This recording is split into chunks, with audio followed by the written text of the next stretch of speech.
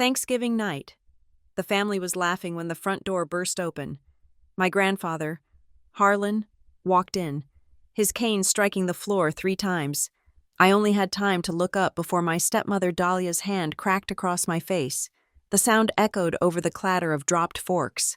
My grandfather stared at the red welt, his voice low. From now on, I set the rules here. After that, nobody dared to breathe. My name is Andrea Brooks. I am 33 years old, and I am learning to walk again, for the 6th time. The physical therapist, a kind woman whose patience I tested daily, offered a professional smile.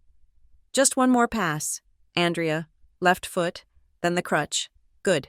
Control the movement. The polished aluminum of the crutches felt cold and foreign under my arms, a constant, humiliating pressure against my ribs. This wasn't a ski accident. This wasn't a sudden, cinematic trauma. This was a slow degradation, a series of surgeries on my spine that promised relief but delivered only new compromises. This 6th one, a lumbar fusion, was supposed to be the definitive fix, but recovery. I was learning. Felt exactly like defeat.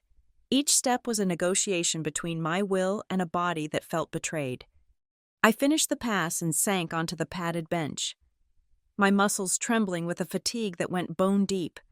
Outside the clinic window, Redwood Bluff pretended to be peaceful. It was that kind of Northern California town, quiet, wealthy, and smelling of damp pine and old money. But beneath the manicured lawns and the silent gloss of the bay, the town was built on fault lines, not just seismic, but social. Redwood Bluff didn't have neighbors. It had alliances, territories, and secrets. Deep, interlocking secrets that held the polished facade of the community together. And my family, or rather, the family I was obligated to, was one of its founding pillars. The pressure to attend this Thanksgiving dinner came, as all pressure now did, from my stepmother, Dahlia Cross. Dahlia didn't request. She announced. She managed the family assets, which really meant her assets, acquired through a marriage to my father that began suspiciously soon after my mother's funeral, and she managed the relationships with the same chilling efficiency. Her smile, always bright, always perfectly lipsticked, was her primary tool. It was a smile that promised warmth, but delivered a frostbite that settled deep in your bones. It was the smile of a predator that knows you have nowhere to run. I braced myself, pushing up from the bench. Pain radiated from my L4 and L5 vertebrae, sharp and electric. I navigated the world of physical pain, but my work was in the world of ethics. Before this latest medical leave, I was a senior advisor at the Harbor Light Commission for Professional Standards. It's a deliberately long title for a brutally simple job. I investigate professionals who break the rules, doctors who cheat, lawyers who lie, architects who cut corners and endanger lives. I find the rot under the polished surfaces. It's a skill I learned at home. My job is about precision, facts, and accountability. My family is about ambiguity, performance, and strategic denial. The fracture in the family was total. My father, Graham, had long ago traded his spine for financial security. He was a passive observer in his own life, a man whose silence was bought and paid for by Dahlia's control of the purse strings. He loved me, I suppose, in the abstract way one loves a memory, but he loved comfort and quiet more. Any confrontation, any request for him to stand up for me, was met with a sigh and a pained look, as if I were the one causing the problem. And then there was my half-sister, Chloe, Dahlia's biological daughter.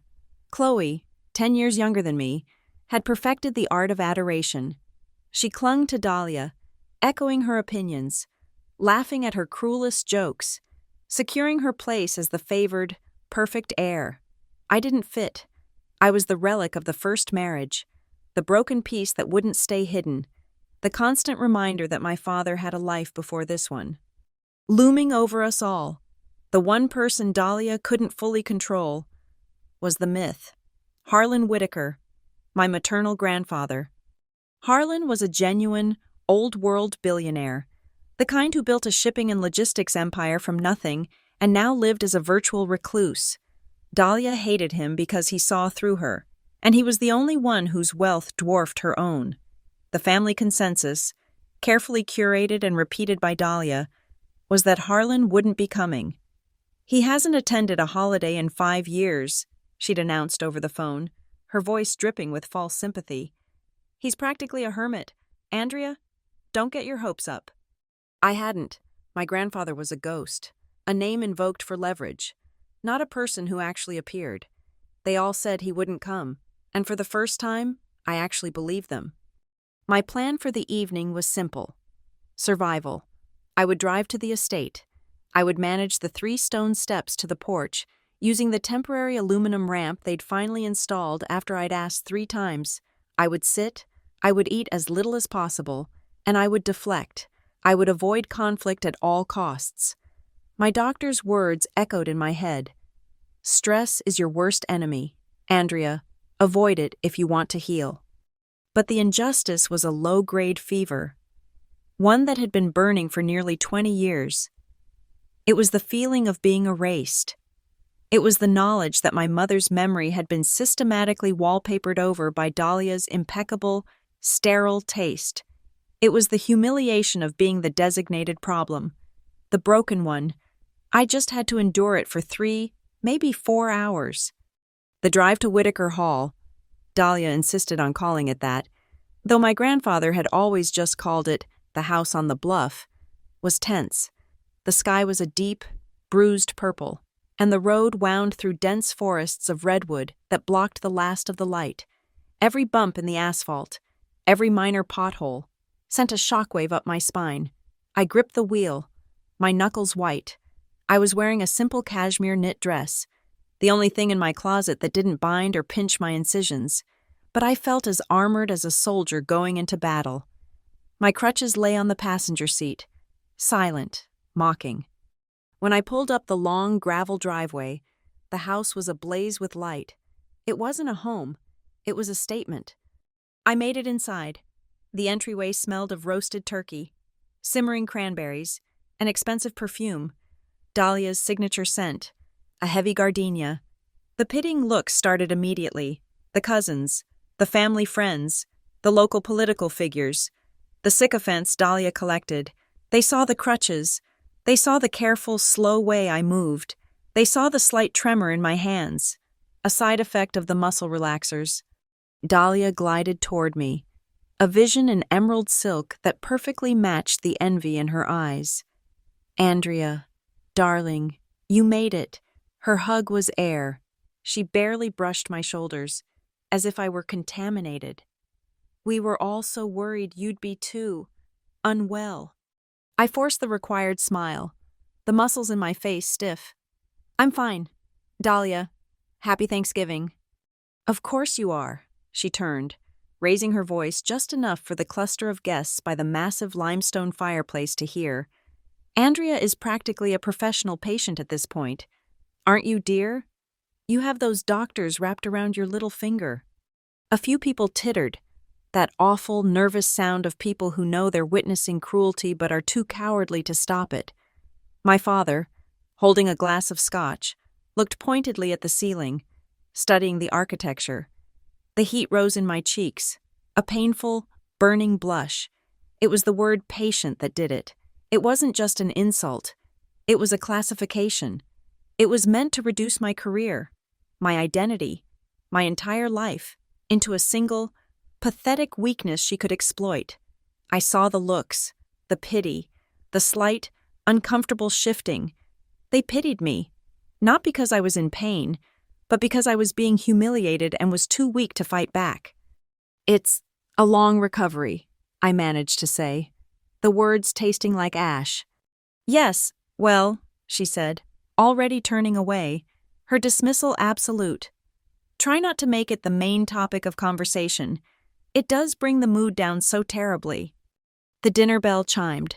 The performance was beginning. The dinner was, as always, a grotesque theater of her power. The dining room table, stretching 30 feet, was set for 20.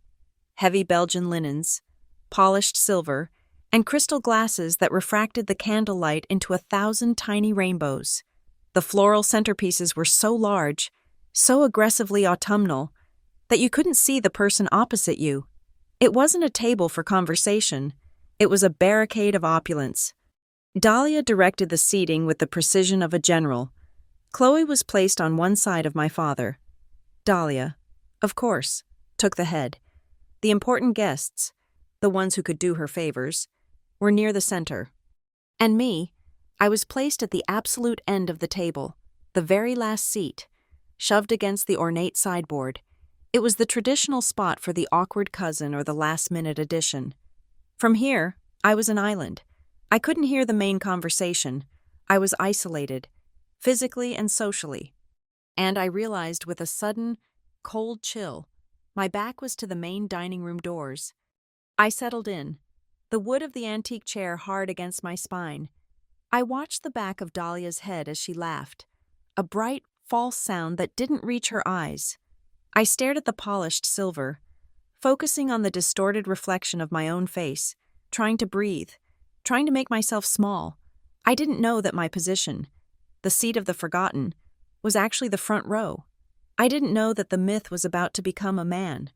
I didn't know that the doors I couldn't see were about to open, and that the performance was about to be interrupted by the truth. The seat was, of course, intentional. Dahlia didn't just place me at the end of the table. She curated my isolation. My chair was positioned in such a way that Dahlia, at the head of the table, acted as a physical barrier. To see me, a guest would have to pointedly lean out and look past her, over her emerald silk shoulder, as if peering around a monument. It was a masterful piece of social engineering. It made acknowledging me a deliberate effort, and by extension, a social transgression against the hostess. So they didn't. I sat there, my crutches leaning against the damask-covered wall behind me, my spine already sending out the first warning shots of fiery pain. The chair, a carved mahogany antique, was beautiful to look at and pure torture to sit in. I focused on my breathing, trying to find a position that didn't send a jolt of agony from my lumbar fusion up to the base of my skull. The first course was served, a delicate, foamy butternut squash soup in a tiny porcelain cup. The conversation was exactly what I expected. It was a performance, a symphony of insincere flattery directed at the conductor. Dahlia. The house has never looked more beautiful. Dahlia, gushed a woman whose name I'd forgotten, a local council member. Oh, I just threw a few things together, Dahlia replied, her voice a practiced, modest lilt. She gestured with a perfectly manicured hand, her rings catching the candlelight. It's all about making an effort, isn't it? Maintaining standards. My father, Graham, nodded dutifully from his position of honor near her right. He focused intently on his soup, as if it contained the secrets of the universe. He hadn't met my eyes once since I arrived. The talk drifted, as it always did, from the weather, which was bracing but perfect for the holidays, to the achievements of the children of the guests, a son accepted to Stanford, a daughter who had just made partner at a San Francisco law firm. Each announcement was a polished stone added to a monument of collective success. And then, as if on cue, the conversation pivoted. The shift was subtle at first, a change in atmospheric pressure. It was led by a cousin of Dahlia's, a man with a perpetually smug expression. It's a tough world out there for the younger generation, he announced, swirling his wine.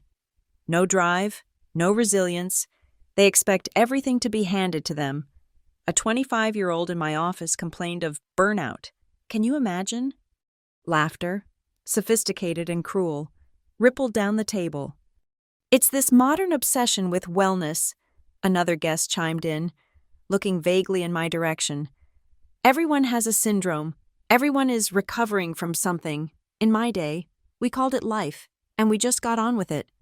My hands tightened in my lap, my knuckles white. I could feel the invisible spotlight turning, the beam growing hotter. I stared at my water glass, my doctor's voice. Stress is the enemy of healing. Andrea, deep breaths. Do not engage. My half-sister, Chloe, saw her opening. She leaned forward, her blonde hair catching the light. her eyes bright with the casual malice of the young and favored. "Oh, come on," she said, her voice light and teasing. "You can't blame people for trying. I mean, look at Andrea. She's practically addicted to being a patient. It's a full-time job." The laughter this time was sharper, more direct. It wasn't just agreement. It was a release. The tension of my presence, my visible weakness, had been given a name. I wasn't just injured. I was an addict, a malingerer, a fraud. I bit down hard on the inside of my lip, the metallic taste of blood grounding me. I felt the heat rush to my face, a blush of pure, undiluted humiliation. I would not cry. I would not give them the satisfaction. I lifted my head and looked at Chloe. She was already looking at her mother, Dahlia, for approval, smiling like a puppy that had just performed a trick. Dahlia rewarded her with a subtle, approving nod.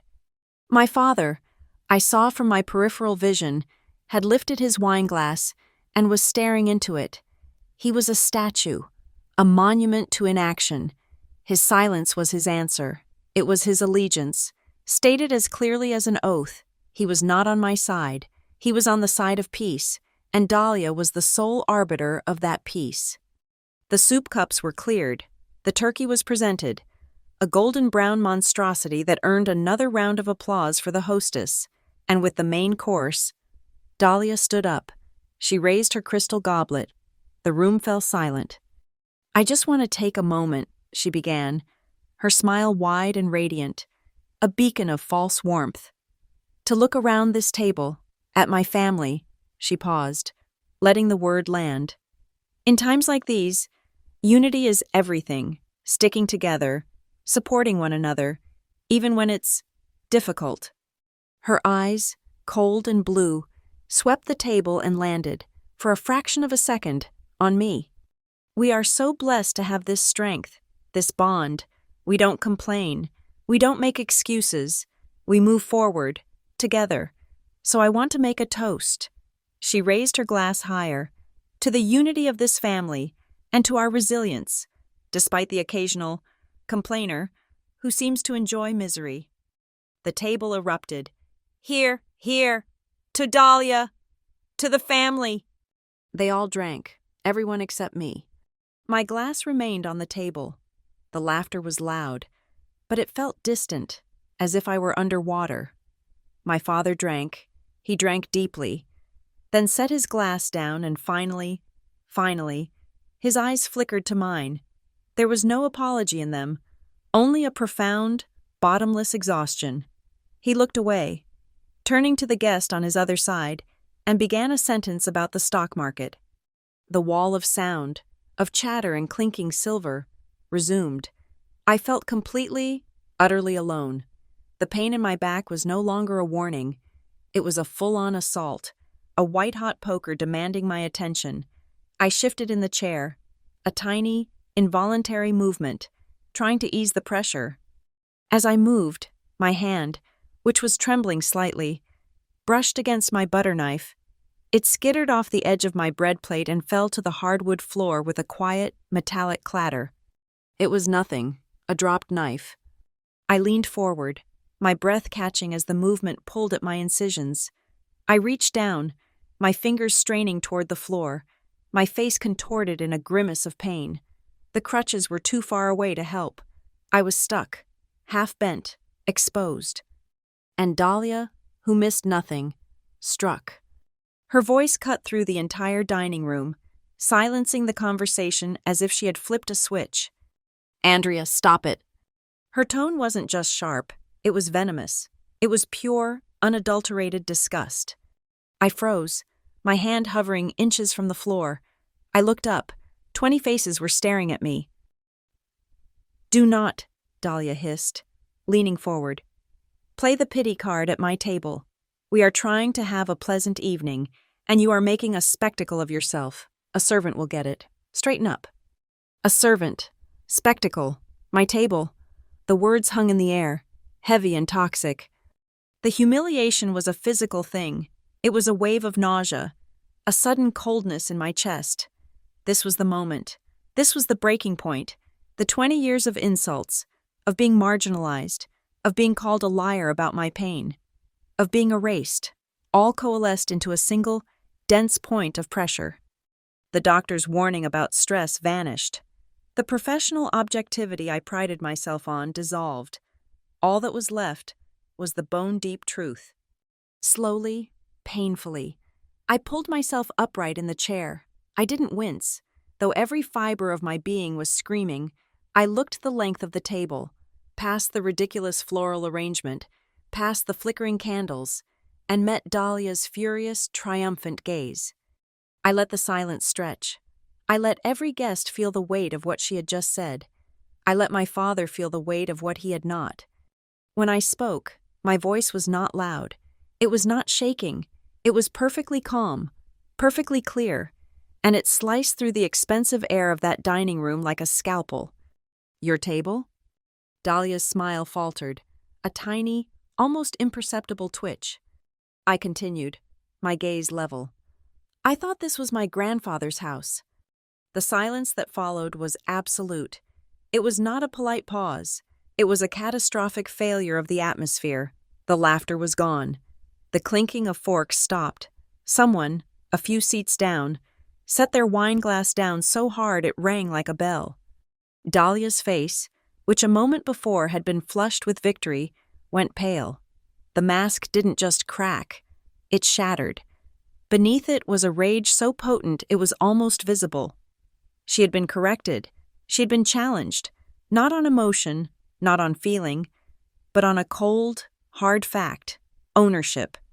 The one thing she respected, the one thing she had built her entire identity around, had just been used against her. My father's head snapped up. He looked at me, his eyes wide, a flicker of something, fear, shock, I couldn't tell, before he looked immediately at Dahlia. Chloe's mouth was open. The smug cousin was staring. The room was frozen. A perfect tableau of shock. They had all witnessed the unspoken rule being broken. No one, ever, contradicts Dahlia. And Dahlia, for the first time in my living memory, had no response. She just stared at me, her blue eyes turning to ice, her lips pressed into a thin white line. The air in the room became thick, heavy, and unbreathable. It was the crushing pressure before a violent storm breaks. And then it came. From the front of the house, beyond the closed dining room doors, a sound. Tap. A pause. Tap. A second pause. Tap. 3 distinct, heavy sounds of wood striking the marble floor of the foyer. A sound no one in that room had heard in over 5 years.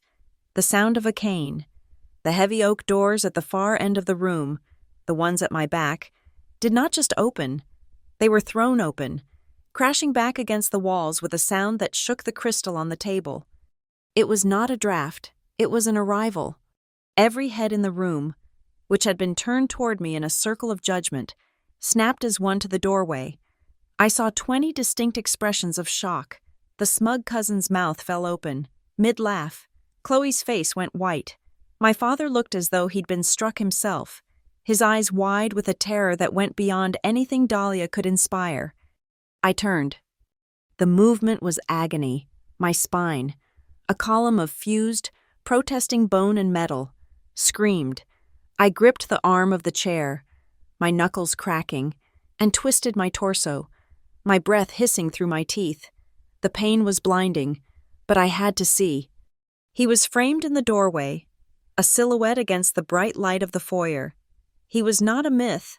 He was not a ghost. Harlan Whitaker. He was 80, perhaps, but he stood as if he were 50. He wore a dark, heavy wool overcoat, unbuttoned, and a cashmere scarf draped over his shoulders. He was not being assisted. He was not in a wheelchair. He was not the frail, senile recluse Dahlia had been describing for 5 years. He was vital. His hair was thick and white, but his eyes, even from 30 feet away, were sharp. They were a pale, piercing blue, and they were alive with an energy that felt like a low-voltage current. His face was all sharp angles, a map of will and intelligence. He held his cane, that dark, heavy piece of ebony, not as a support, but as a scepter. The silence in the room was no longer just a pause. It was a vacuum. It was the absolute, breathless stillness of a forest that has just sensed the predator. Dahlia was still standing a few feet from me, her body locked in the posture of her attack. She, too, had turned. Her face was a mask of disbelief, the color draining from her cheeks until the rouge stood out in two garish, painted circles. I saw the sequence of her thoughts in her eyes. It was a rapid, horrifying calculation. She looked at Harlan. She looked back at me, her gaze spitting venom. She saw my defiance. She saw Harlan's arrival. And in her mind, the two events became one. This was a coup. This was a coordinated attack. My challenge about the house, his appearance. It was a plan. And she was the target. She had been publicly humiliated by me. And now, the one man she could not control was here to witness it. She was cornered, and a cornered animal does not think, it lashes out. Her rage, which had been momentarily frozen by shock, returned in a tidal wave. It was so pure, so undiluted. It was almost beautiful in its awfulness. Her target was not the 80-year-old billionaire at the door. It was the source of her problem. It was me. She turned back, her body spinning with a speed I wouldn't have thought possible. The emerald silk of her dress swirled. I saw the glint of her rings, the 2-carat diamond, the cluster of sapphires. I smelled the sudden, choking cloud of her gardenia perfume as she closed the distance between us. I had no time to brace, no time to flinch. I only had time to see her hand, perfectly manicured, rise. Her hand cracked across my face. It was not a simple slap. It was a blow, delivered with the full, desperate force of her entire body. The sound was not a sound I recognized. It was a wet, sharp crack that echoed through the silent, cavernous room. It was louder than the doors slamming. It was the sound of a hammer striking metal, the sound of something breaking. My head snapped back, the force of it rattling my teeth. White light, hot and immediate, exploded behind my eyes. A high-pitched ringing screamed in my left ear. The taste of salt and copper filled my mouth as my teeth sliced into the soft tissue of my lip. And then the pain. It was a new pain, a different kind from the surgical fire in my back. This was a hot, throbbing, blooming agony that eclipsed everything. My vision blurred, tears of pure, involuntary shock springing to my eyes. The room, for a moment, vanished.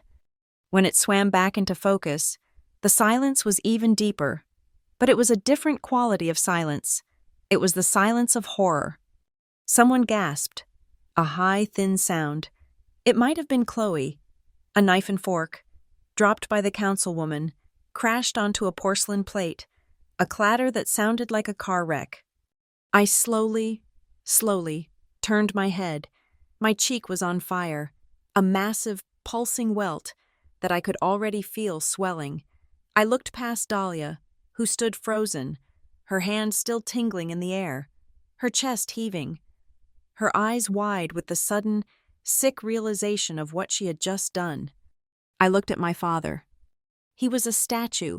He was carved from gray, cowardly stone. His face was ashen. His mouth was open. He stared at me, at the red mark now blooming on my face, and he did nothing. He didn't move. He didn't speak. He didn't even look at Dahlia. He just stared at me, his gaze hollow. It was the final, definitive betrayal. My eyes moved to the door. Harlan Whitaker had not moved. He had watched the entire sordid spectacle. He stood, immobile, his face unreadable. He let the tableau hold for 1 second, 2, 3. Then, he moved. He walked into the room. His pace was measured, his coat swirling slightly behind him. He did not look like a man of 80. He looked like a general inspecting a battlefield. He walked past the stunned, silent guests. He walked past my paralyzed father. He walked until he was standing at the head of the table, in the space that Dahlia had claimed as hers. He was perhaps 10 feet from her. He looked at her, and for the first time, I saw an expression on his face. It was a profound, bottomless, and cold contempt. Then, his gaze moved. He looked down the entire length of the table, past the grotesque floral arrangements, past the uneaten food, and his eyes locked on me. He did not look at me with pity. That, I think, would have broken me. He looked at the bright red, hand-shaped mark on my cheek.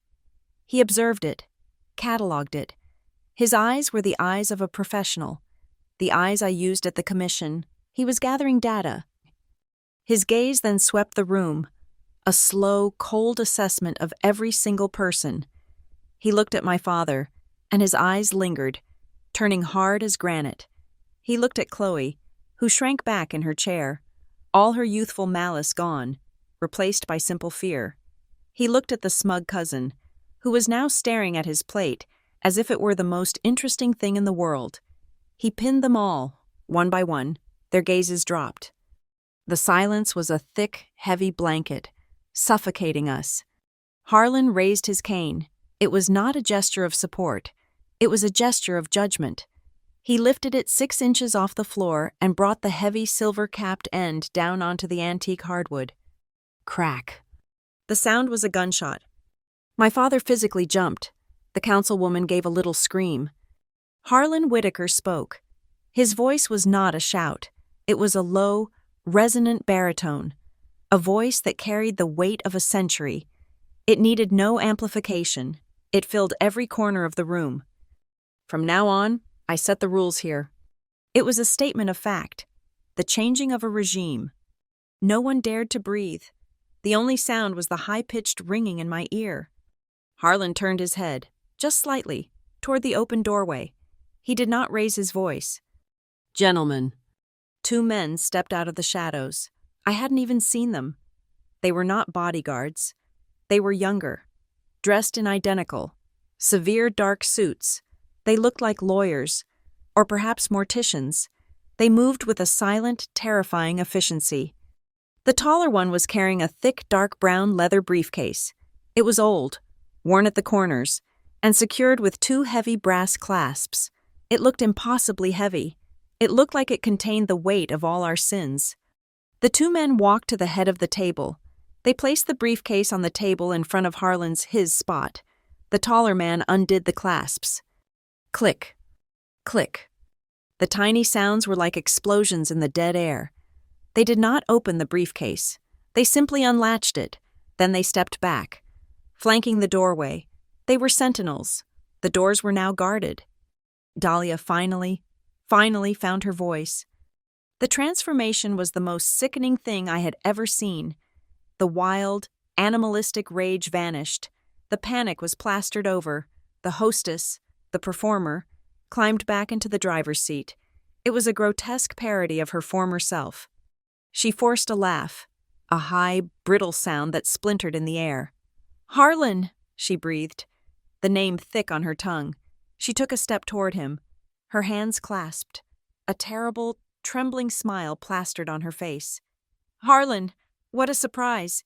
We're so glad you could make it." She was going to try to kiss him, to hug him, to absorb him back into her performance, to neutralize him. Harlan didn't even look at her. He just raised his left hand, palm out.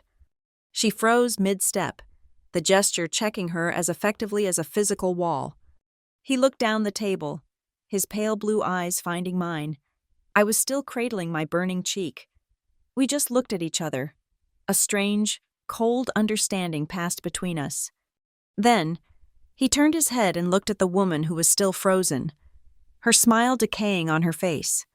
"Yes," he said. His voice was flat. He let the word hang in the air, a single, damning note. "But the truth," he continued, his voice dropping, the menace in it unmistakable, "is even more surprising." He nodded to the taller of the 2 men by the door. "Close the doors," he commanded. "Nobody leaves this room." The 2 assistants had already stepped back, flanking the now closed doors. Their posture was relaxed but final. They were not guards. They were punctuation. They were the period at the end of a sentence that had just been spoken. Nobody leaves this room. The 20 guests, who had arrived for a Thanksgiving dinner, were now hostages at a tribunal. The air, which had been thick with tension, was now thin and cold with dread. Harlan Whitaker did not seem to notice the fear he was radiating. He was all business. He placed his ebony cane on the table, lining it up perfectly parallel with the edge. Then, he lifted the heavy lid of the leather briefcase. The contents were not a jumble of papers. They were organized. I saw the edges of at least 5 thick, spiral-bound books, their covers a plain, severe navy blue. Next to them were stacks of manila folders, each with a crisp, typewritten label.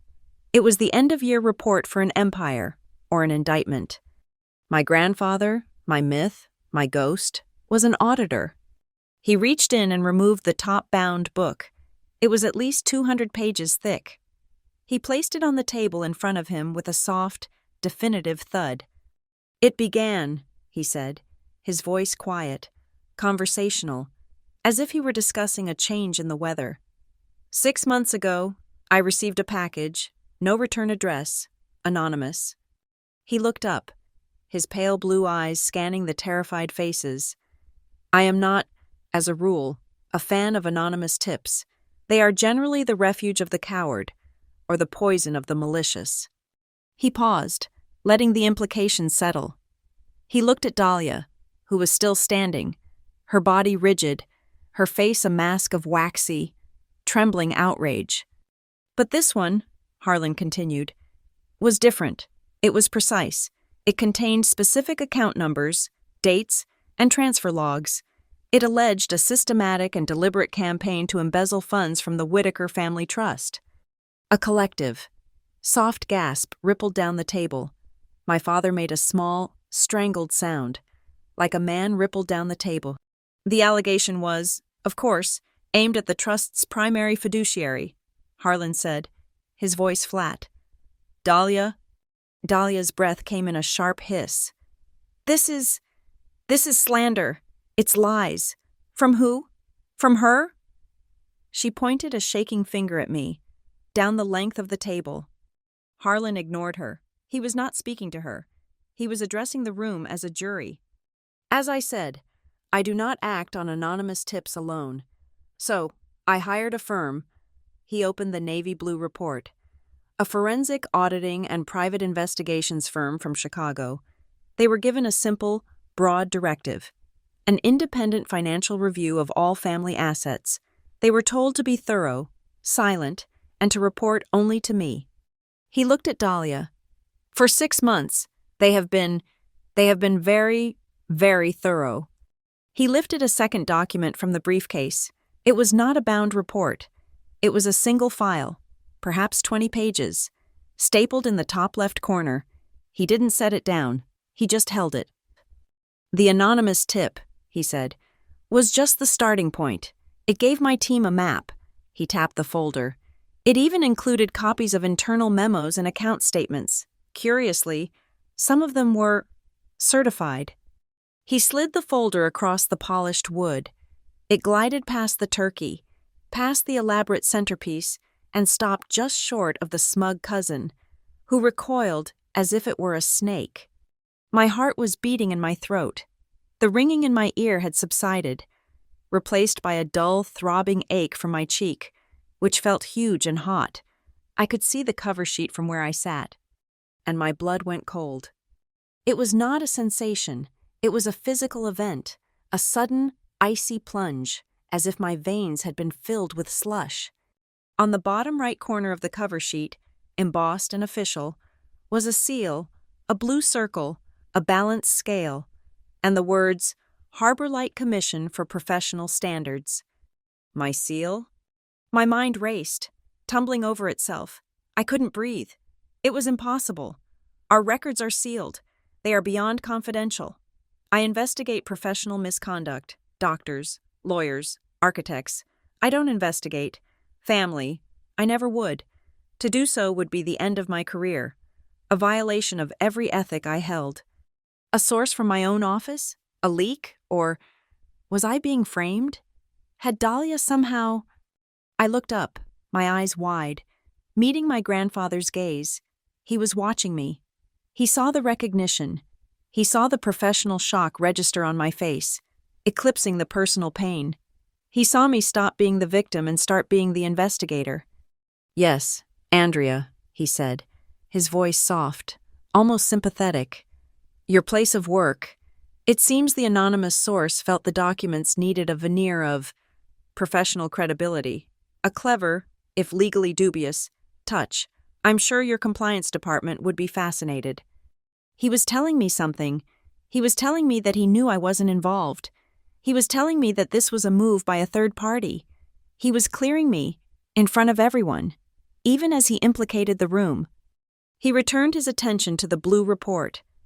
"The audit," he said, his voice hardening, "confirmed the tip, and then uncovered more, far more." He turned the report around and held it up, as if it were a visual aid in a boardroom presentation. It was a flowchart, a web of boxes and lines. "Shell companies," he said, his voice narrating the diagram. "Dozens of them, all registered in Delaware, all listing post office boxes as their primary addresses: Redwood Bluff Property Management, Cross Holdings, LLC, Whitaker Estate Services." He smiled, a thin, mirthless twist of his lips. She was even bold enough to use the family name. He set the report down. The mechanism was simple. The trust allocates funds for the maintenance of the various family properties, a perfectly normal expense, except the invoices for this maintenance, they were coming from these companies. He slid a new stack of papers from the briefcase. Invoices. An invoice for $100,000 for roof repairs on the main house, a $75,000 charge for landscaping and tree removal at the lake compound, a $200,000 consulting fee for estate planning. He let the numbers hang in the air, each one a hammer blow. "My auditors, of course, checked. The roofing company doesn't exist. The landscaping was done by the regular grounds crew, who are paid by a different account, and the estate planners. Their office is a mail drop in Wilmington." He picked up a final, thin folder. The money, millions, over 5 years, was funneled from the trust to the shell companies, and then into a single master account at an offshore bank, an account that, of course, she thought no one could trace. He finally looked directly at Dahlia. "But they did trace it. Dahlia, they traced it to you." The room was so quiet, I could hear my own blood pulsing against my eardrum. And then he turned to my father. "Graham?" My father, who had been shrinking into his chair, a man made of ash, flinched as if he'd been struck. "There was, of course, the problem of authorization," Harlan continued, his voice laced with a cold, surgical disdain. "The trust requires 2 signatures for any disbursement over $50,000, Dahlia's and yours." He produced a set of bank documents. "Here they are, your signatures, approving every single transfer, every fraudulent invoice." My father's face was white. "Harlan, I didn't—" "You didn't know?" Harlan's voice was a whip crack. "You didn't read what you were signing? Or you were told not to?" He slid a document over to my father. "This one, the $200,000 consulting fee, the signature is a forgery, a rather clumsy one. At that, my auditors confirmed it. You didn't even sign that one, did you, Graham? She just did it for you." My father stared at the paper, his hands trembling so violently he couldn't pick it up. He just stared. Harlan leaned forward. "My original plan," he said, his voice dropping low, "was to handle this after the holiday. I was going to present this to you, Dahlia, and to you, Graham, and I was going to offer a choice, a quiet separation, a transfer of all assets back to the trust, a complete and total removal from this family, in exchange for my silence." He looked around the table. "I was going to protect the family name. I was going to spare us all. This—" He let the word "this" hang in the air, encompassing the entire horrifying spectacle. "But then," he said, and his voice went cold as the grave, "I arrived, and I stood in that doorway, and I watched this woman," he gesturing at Dahlia, "who has been stealing millions from my family, physically assault my granddaughter. He picked up his cane and slammed it onto the floor. Crack! And that, he roared, his voice suddenly full of thunder. Change the plan. Dahlia, who had been frozen in a state of shock, finally broke. It was not a cry. It was a shriek, a high animal sound of pure cornered rage. Lies! Every word is a lie! She lurched toward the table, her hands grasping the edge, her eyes wild. This is her! It's all her! That thing! She was pointing at me again, her entire body shaking.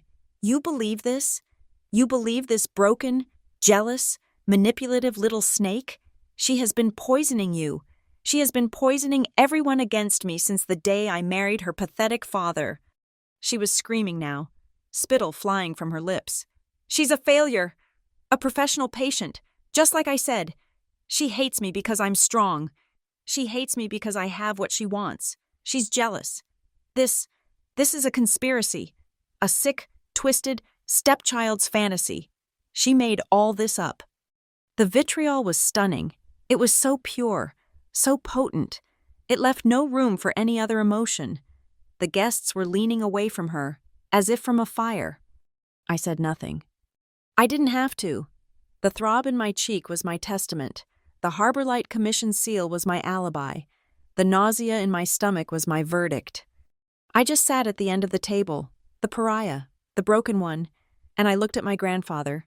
I held his gaze. My expression was, I think, empty. I was in shock. I was a professional investigator watching the single most unprofessional, emotionally driven confession I had ever seen. Harlan watched me. He saw my silence. He saw the calculation in my eyes, the way I was processing this, not as a granddaughter, but as a witness. He nodded, a sharp, grim acknowledgement. He turned to Dahlia. He didn't raise his voice. He didn't have to. He simply spoke over her shrieking. That is enough. It's all her. She fed you these lies. The lies, Harlan said, his voice cutting through her panic like a blade, are in these bank records. The lies are in your forged signatures. The lies are in the offshore account in your name. Andrea had nothing to do with this. She, it seems, was the only one in this house who was not lying about something. He turned to the two men by the door. The doors remain closed. We are not finished. Not by a long shot. Dahlia's shriek still hung in the air. A toxic, vibrating echo. She fed you these lies! My grandfather did not engage. He did not raise his voice again. The thunder had passed, and the cold, Arctic front had arrived. He looked at Dahlia, who was heaving for breath, her hands still clutching the table edge, her knuckles white. He looked at her not with anger, but with something far worse, boredom, as if she were a mild annoyance, a logistical problem that now required a solution. He turned his gaze from her and addressed the room. All 20 terrified guests. His voice was calm, clear, and projected to the far corners of the dining room. It was the voice of a man giving final, non-negotiable instructions. Effective immediately, he announced. All financial distributions, of any kind, from the Whitaker Family Trust and all its associated accounts are hereby suspended. A new kind of shock rippled through the room. This was not the shock of a family drama. It was the shock of finance. Several of the guests, I realized, were not just friends. They were partners in Dahlia's social ventures, recipients of her charity, which was funded by the very trust she was embezzling. Their faces went pale. All fiduciary responsibilities, check-signing privileges, and signatory powers held by Dahlia Cross are revoked, as of this moment. If his first statement was the knife, that was the twist. He had just stripped her of her entire identity. She was not Mrs.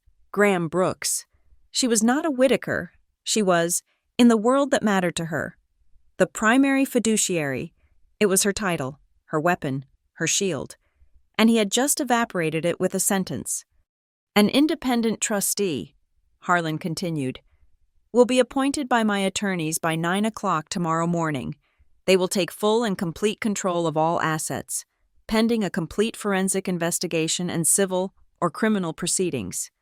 My father made a sound, a high, thin wheeze. He was staring at Harlan, his face a mask of abject terror. He was implicated. He was the co-conspirator, the signatory, the fool. He was, I saw with a sudden, sick clarity, about to lose everything, right alongside her. Dahlia, who had been frozen in disbelief, finally found her last, desperate weapon. She couldn't fight the facts. She couldn't fight the money. So she attacked the man. "He can't do that!" she shrieked, her voice cracking, dissolving into a raw, ugly sound. She was no longer performing. This was the animal underneath. "You can't just do that. He's not well. Can't you see?" She spun, her appeal directed at the captive audience. "He's an old man.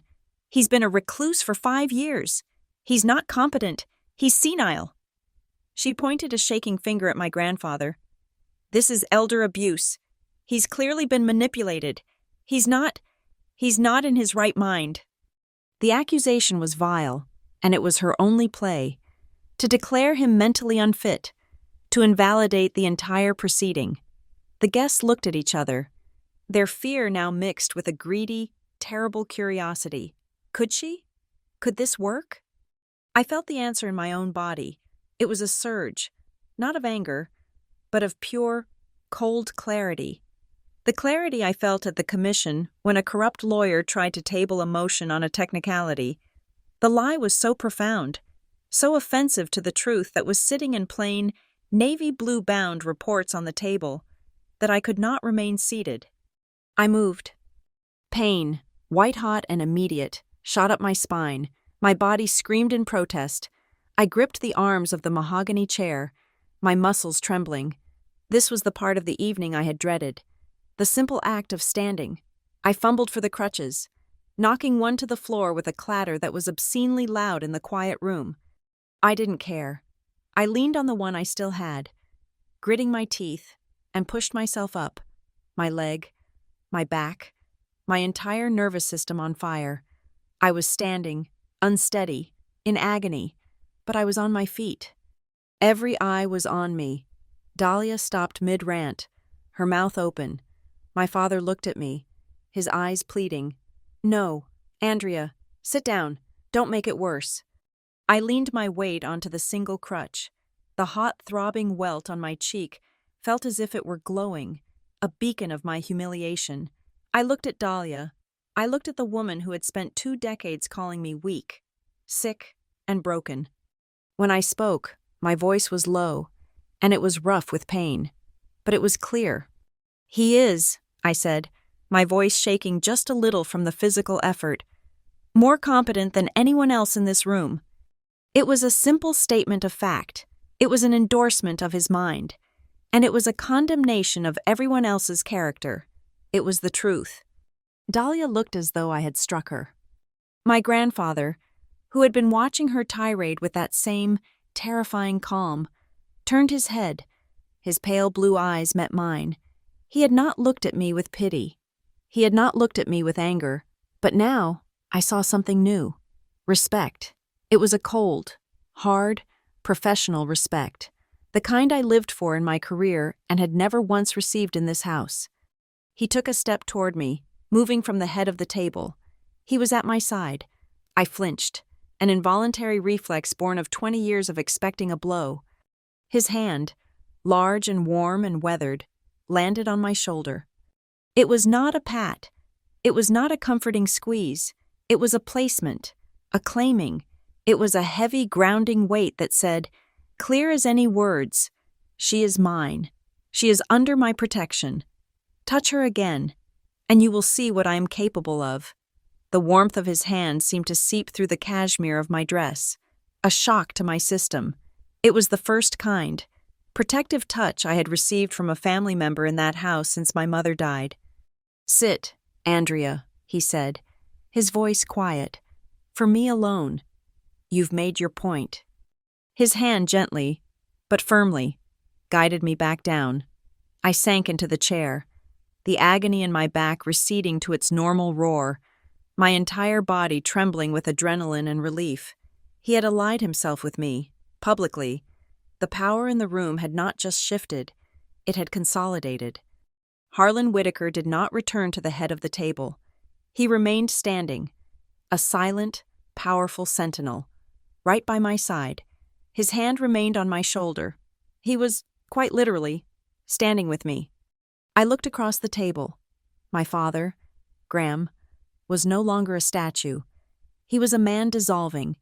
He was hunched over, his elbows on the table, his head in his hands. His shoulders were shaking. I could not tell if it was from fear or from shame. At this point, I realized with a sudden, cold detachment, it no longer mattered. He had made his choice, over and over, every day for 20 years, and this was the consequence. Harlan let the silence stretch, let the full weight of his presence beside me sink into the room.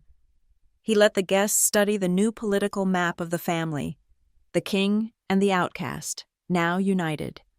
Then, he turned his head, his gaze finding Dahlia. She was no longer shrieking. She was just standing, her face blotchy and red, her emerald silk dress now looking like a cheap costume. She was beaten.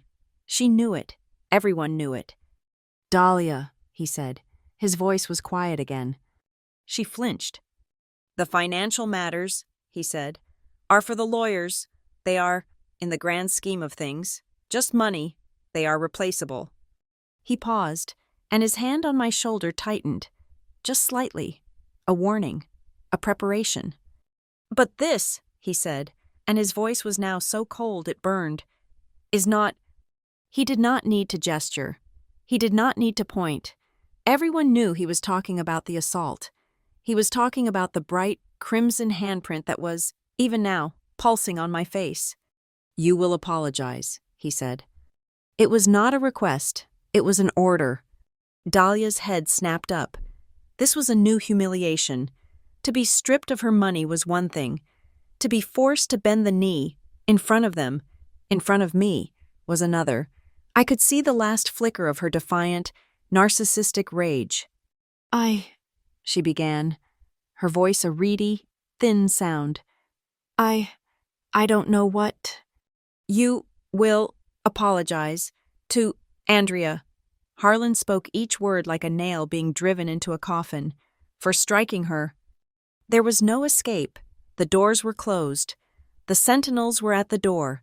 Her allies at the table were staring at their plates. Her husband was a puddle.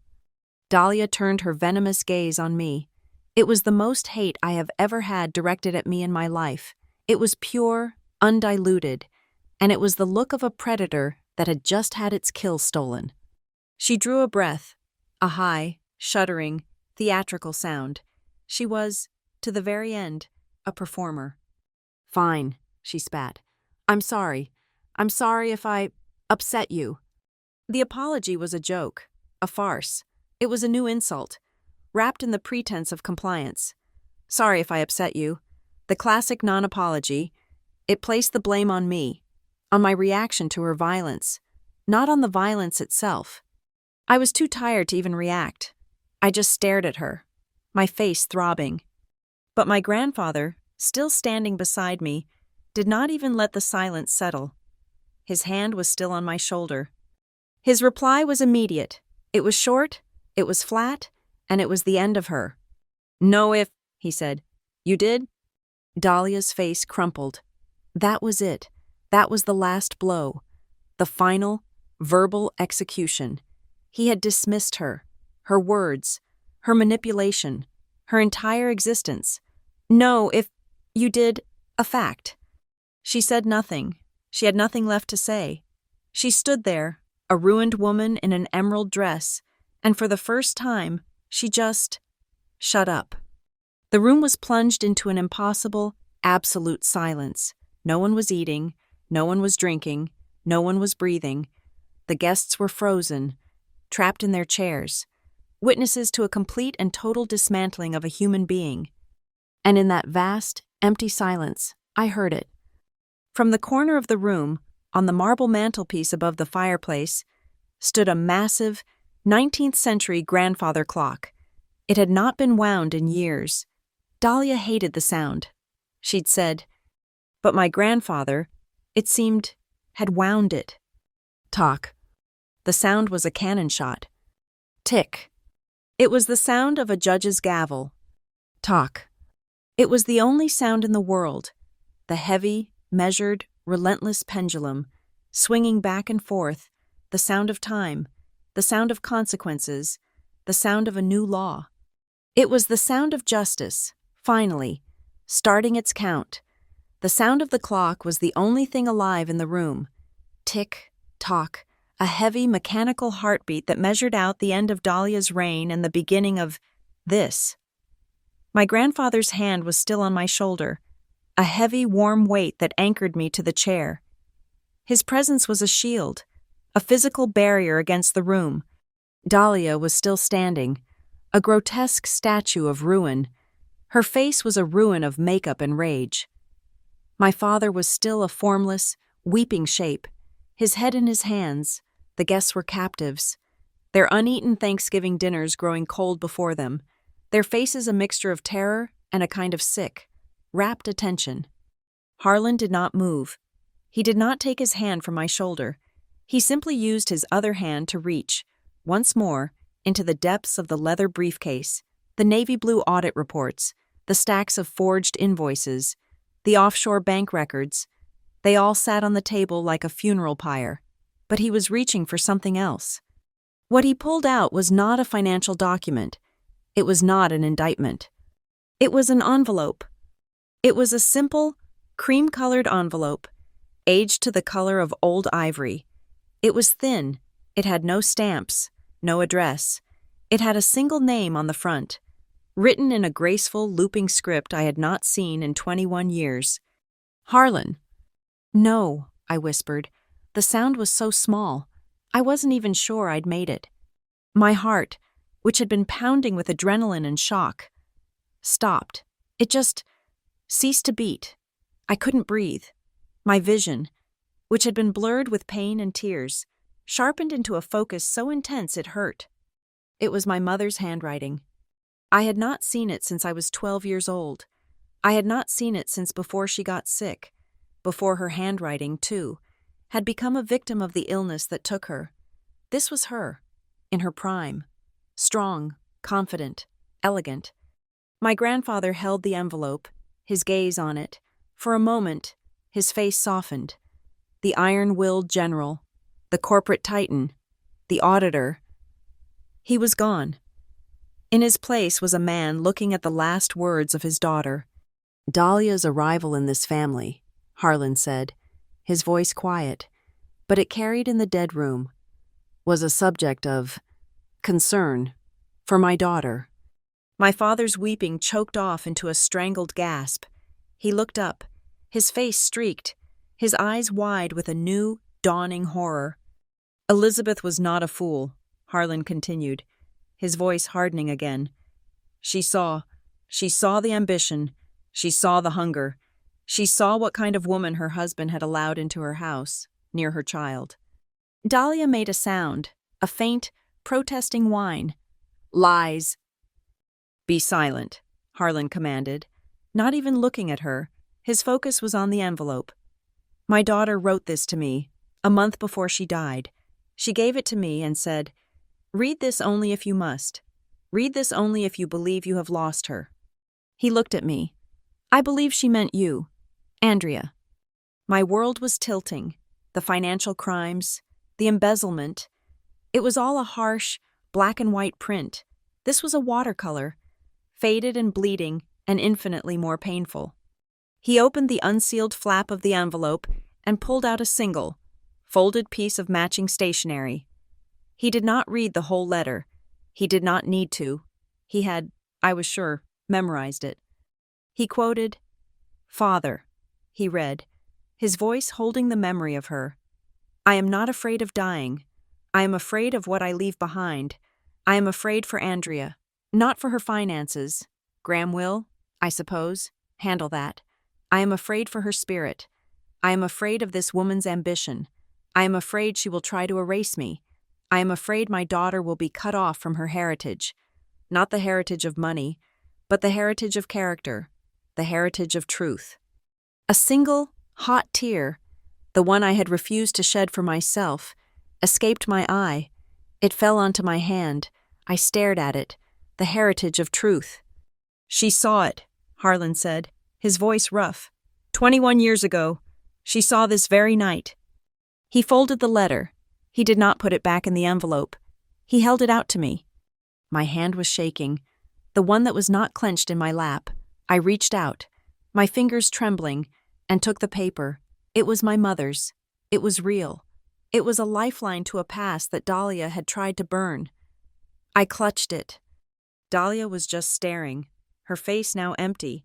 She had been defeated by a ghost. She was paranoid," Dahlia whispered. "She was sick. The medicine." "She was a prophet," Harlan snapped. He turned back to the briefcase. "But she did not just leave a warning, she left a weapon." He reached back in, and this time, he produced a key. It was not a modern key. It was an old, heavy, brass skeleton key. It was ornate, the kind that opened a lock built a century ago. He held it up. Dahlia, in her campaign to erase my daughter, renovated this entire house. She changed the furniture, the wallpaper, the art. She tried to turn a home into a sterile monument to her own taste. He looked at Dahlia. "But you missed a spot." He held the key out to me. I just stared at it. "In the library," he said, "behind the first edition set of Voltaire, there is a safe. It was my daughter's. You, Andrea, were meant to have it when you turned 21. A birthday your father, I'm sure, conveniently forgot." My father flinched. Another blow landing. Harlan pressed the cold, heavy key into my palm, curling my fingers around it. "This is yours." He then looked at the taller of his two assistants, the man still standing, sentinel-like, by the closed doors. "Mr. Davis," Harlan said. "The library, behind the Voltaire. You will find a small, in-wall safe. This key opens it." He produced a second key from his pocket, a duplicate. "Bring the contents." Mr. Davis nodded once, took the key, and was gone, slipping from the room as silently as he had arrived. The other man, Mr. Marks, remained. The room was still secure. The wait was unbearable. It was perhaps only 3 minutes. It felt like an eternity. The only sound was the clock. Tick, tock, tick, tock. My father had returned to his huddled position. Chloe, my half-sister, was crying silently, her face pale. Dahlia was just standing, a hollowed-out shell. "Mr. Davis returned. He was carrying a dark green, metal lockbox. It was old, like the key. It was stamped with my mother's initials, E.B. Elizabeth Brooks Whitaker. He placed the box on the table, in the small clearing in front of me, next to my uneaten plate. He stepped back to the door. I stared at the box. My grandfather nodded. "Open it." My hands were shaking so badly I could barely fit the key into the lock, but it slid home with a satisfying, oiled click. I turned it. I lifted the lid. The contents were not what I expected. No jewelry, no sentimental letters. It was a file. It was a thick file, just like the ones in my grandfather's briefcase, but the letterhead was different. It read, "The Elizabeth Brooks Grant for Young Women in Science." I had never heard of it. I pulled it out. It was a full charter, a scholarship fund. My mother, a biologist before she had married my father, had set it up. It was endowed with a significant, separate fund she had inherited from her mother, independent of the main Whitaker Trust. It was meant to fund the educations of girls from towns like Redwood Bluff. I looked at my grandfather, confused. "It was her passion," he said, his voice soft. "It was her heritage. She wanted you to run it one day." I turned the pages, the charter, the bank statements, the list of the first 2 recipients, from over 21 years ago, and then a new page, dated just after my mother's death. It was a memo from the Trust's legal department. And at the bottom, in red ink, was a single, stamped word, suspended. I I don't understand, I whispered. Why? Keep reading, Harlan said, his voice cold. Under that file was another. This one was not a file. It was a stack of glossy brochures. The first annual Redwood Bluff Charity Gala. The second annual. The third. The host's name was printed in large, elegant script at the bottom of each one. Hosted by Mrs. Dahlia Cross. I was still confused. I looked at Harlan. He just pointed. Keep going. I opened the program for the first gala. It was a lavish affair. Photos of people in tuxedos, lists of auction items, and then a small paragraph on the inside cover, under the About Our Cause heading. All proceeds, I read, my voice a dry, rasping whisper, will benefit the Elizabeth Brooks Grant for Young Women in Science. The blood drained from my face. No, I said. Harlan reached into the briefcase and threw a new set of documents onto the table. The audit, he said, was not just of the main trust. It was of everything. The shell companies were just the beginning. He showed me the bank statements, money, my mother's money, flowing from the suspended scholarship account into a management account, and from there, used to pay for. Caterers, I read, florists, a rental fee for a string quartet, a printing company for the invitations. She didn't steal the money, Harlan said, his voice a blade. She used it. She used your mother's legacy, the money meant for students, to fund her own social climbing, to throw herself lavish parties, under the guise of charity. She made herself the center of the Redwood Bluff social scene, on your mother's dime, on your mother's name. At the very bottom of the lockbox was a large, glossy photograph. It was from the Redwood Ledger, the society pages. It was Dahlia, 10 years younger, perhaps, but unmistakable. She was in a glittering silver-sequined gown, her hair piled high. She was on a stage, holding a microphone, and beside her, on an easel, was an oversized novelty check. The check was made out to the Elizabeth Brooks Grant. She was holding a check, from her own gala, to the very fund she was secretly draining to pay for the gala. It was a closed loop of narcissism and theft. She was literally handing a check to herself, all while standing under a banner bearing my dead mother's name. The room, the pain, the ringing in my ear, it all went away. There was only the photograph. I did not cry. I did not scream. My hand, the one that held my mother's letter, clenched, the paper crumpled in my fist, a cold, clean, professional rage, purer than any emotion I have ever felt, filled me. This was not just embezzlement. This was not just assault. This was desecration. My grandfather looked around the room, at the stunned, sickened faces of the guests. This, he said, his voice filling the room, is her true heritage, what Dahlia tried to steal. He pointed not to the money, but to the lockbox, to the photo, to the letter crumpled in my fist. Not the money, the honor, the name. He looked at my father, who was now staring at the photo, his face a mask of gray, abject horror. My father spoke, his voice a dead, hollow rattle. I knew, he whispered. I knew about the fund. She said it was dormant. She said she was revitalizing it. I saw the brochures. I thought, He looked at me, his eyes empty. I knew, but I didn't want to fight. I didn't dare to fight her. He had known. He had known she was using my mother's name. He had known, and he had done nothing. He had let her do this, for 20 years. He had traded his first wife's legacy for a quiet life. I had no words. There were no words for that. My grandfather, Harlan, stared at the pathetic, broken man who was my father. His contempt was a physical force. Then today, Graham, Harlan said, his voice like iron. Today, you learned to stand. The Thanksgiving dinner, if one could call it that, had ended not with a whimper, but with the slam of a legal briefcase. The 20 guests, who had arrived expecting turkey and gossip, had been silent witnesses to a corporate and familial execution. They had been dismissed, one, by Harlan, their faces pale with shock and, for some, the dawning, sick realization that their financial world, so closely tied to Dahlia's, was about to implode. They fled into the damp November night, leaving me in the wreckage of the dining room with my grandfather, my hollowed-out father, and my sobbing half-sister, the two assistants, Mr. Davis and Mr. Marks, who were clearly more than just assistants, began to methodically, quietly, repack the evidence.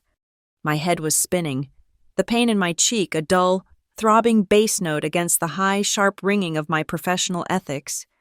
"Grandfather," I said, my voice hoarse. I had to force the words out. Harlan turned, his expression unreadable.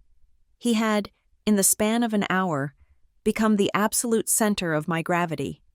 "The seal," I said, my voice gaining a ragged strength. "The anonymous tip, the Harbor Light Commission seal. That is, it's a critical breach. I don't know who did it, but it implicates my office, and I am a material witness. I am a victim of the assault. I am the daughter of the woman whose fund was stolen." I looked at the stacks of paper, the evidence I was professionally dying to analyze. "I have to recuse myself, officially, from this investigation. It is a conflict of interest on a scale I cannot even begin to quantify. I can't look at those files. I can't advise you. I am compromised." It was the hardest admission of my career, a confession of helplessness. Harlan's gaze was steady. "You are not compromised, Andrea," he said, his voice quiet. "You are principled. That is a rare and valuable thing. It is, in fact, the entire point." He nodded to his men. "The firm from Chicago will handle the investigation. They will report only to me. You will focus on one thing." "What?" I whispered, my crumpled napkin still clutched in my hand. "Healing," he said. He glanced at my crutches, then, pointedly, at the burning, red handprint on my cheek. "And on being my granddaughter. That is your only job." The next 3 days were a lifetime.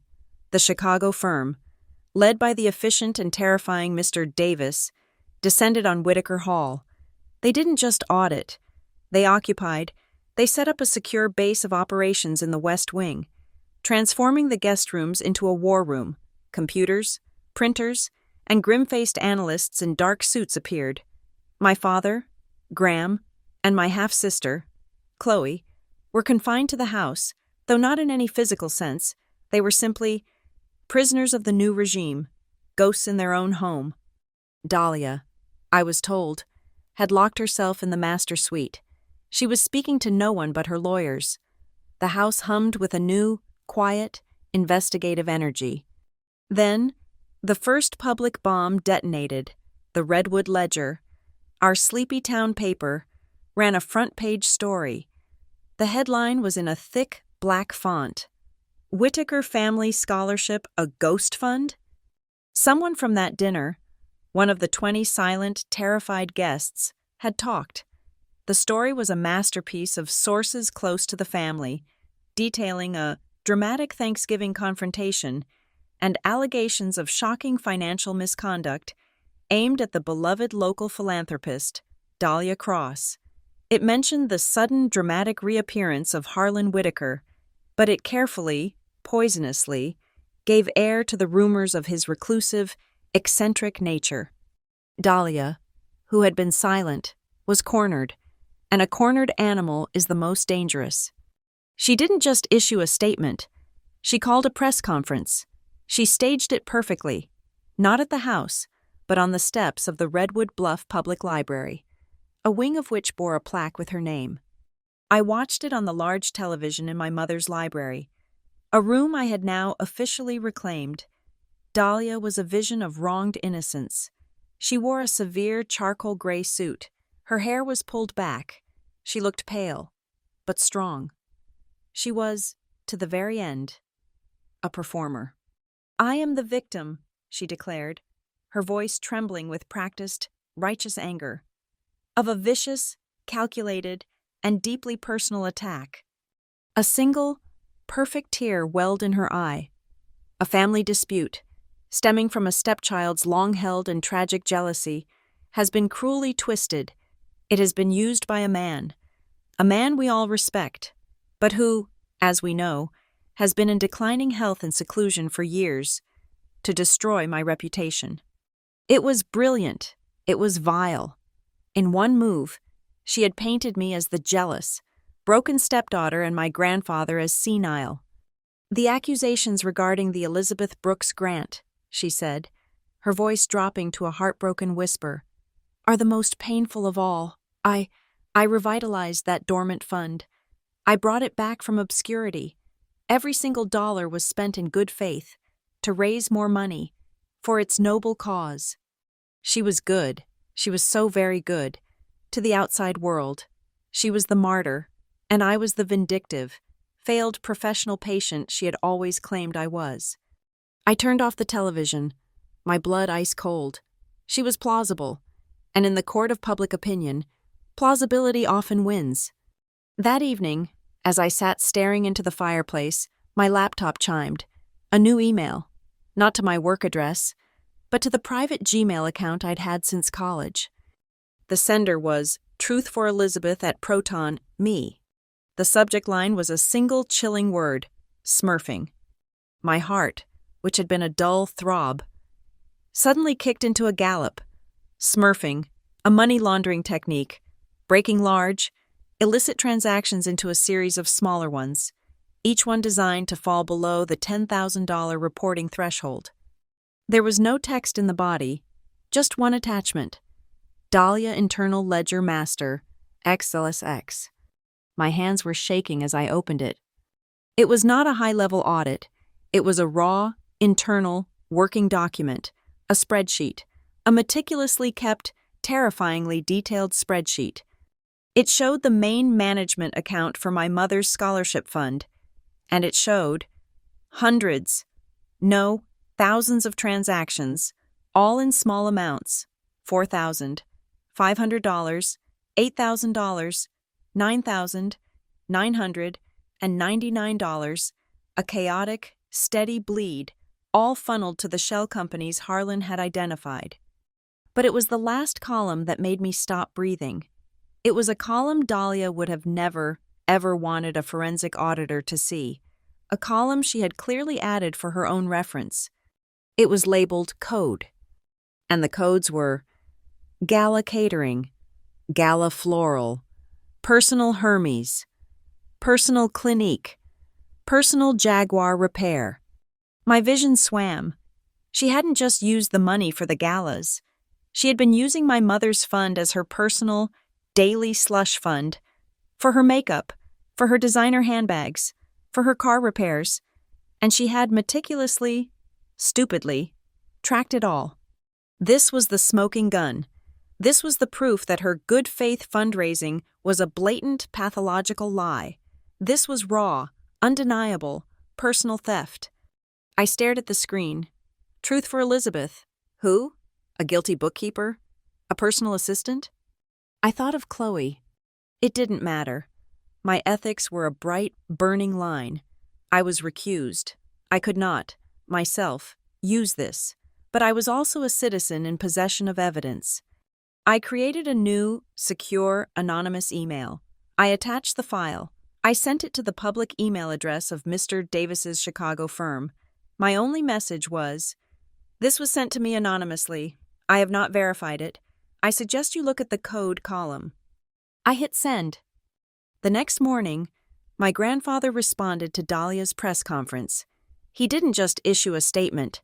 He deployed a weapon. He didn't stand on the steps of a library. He released a formal declaration on official Whitaker Group letterhead, sent to the Wall Street Journal, the Financial Times, and every major news outlet. I read it over coffee, my hands steady for the first time in days.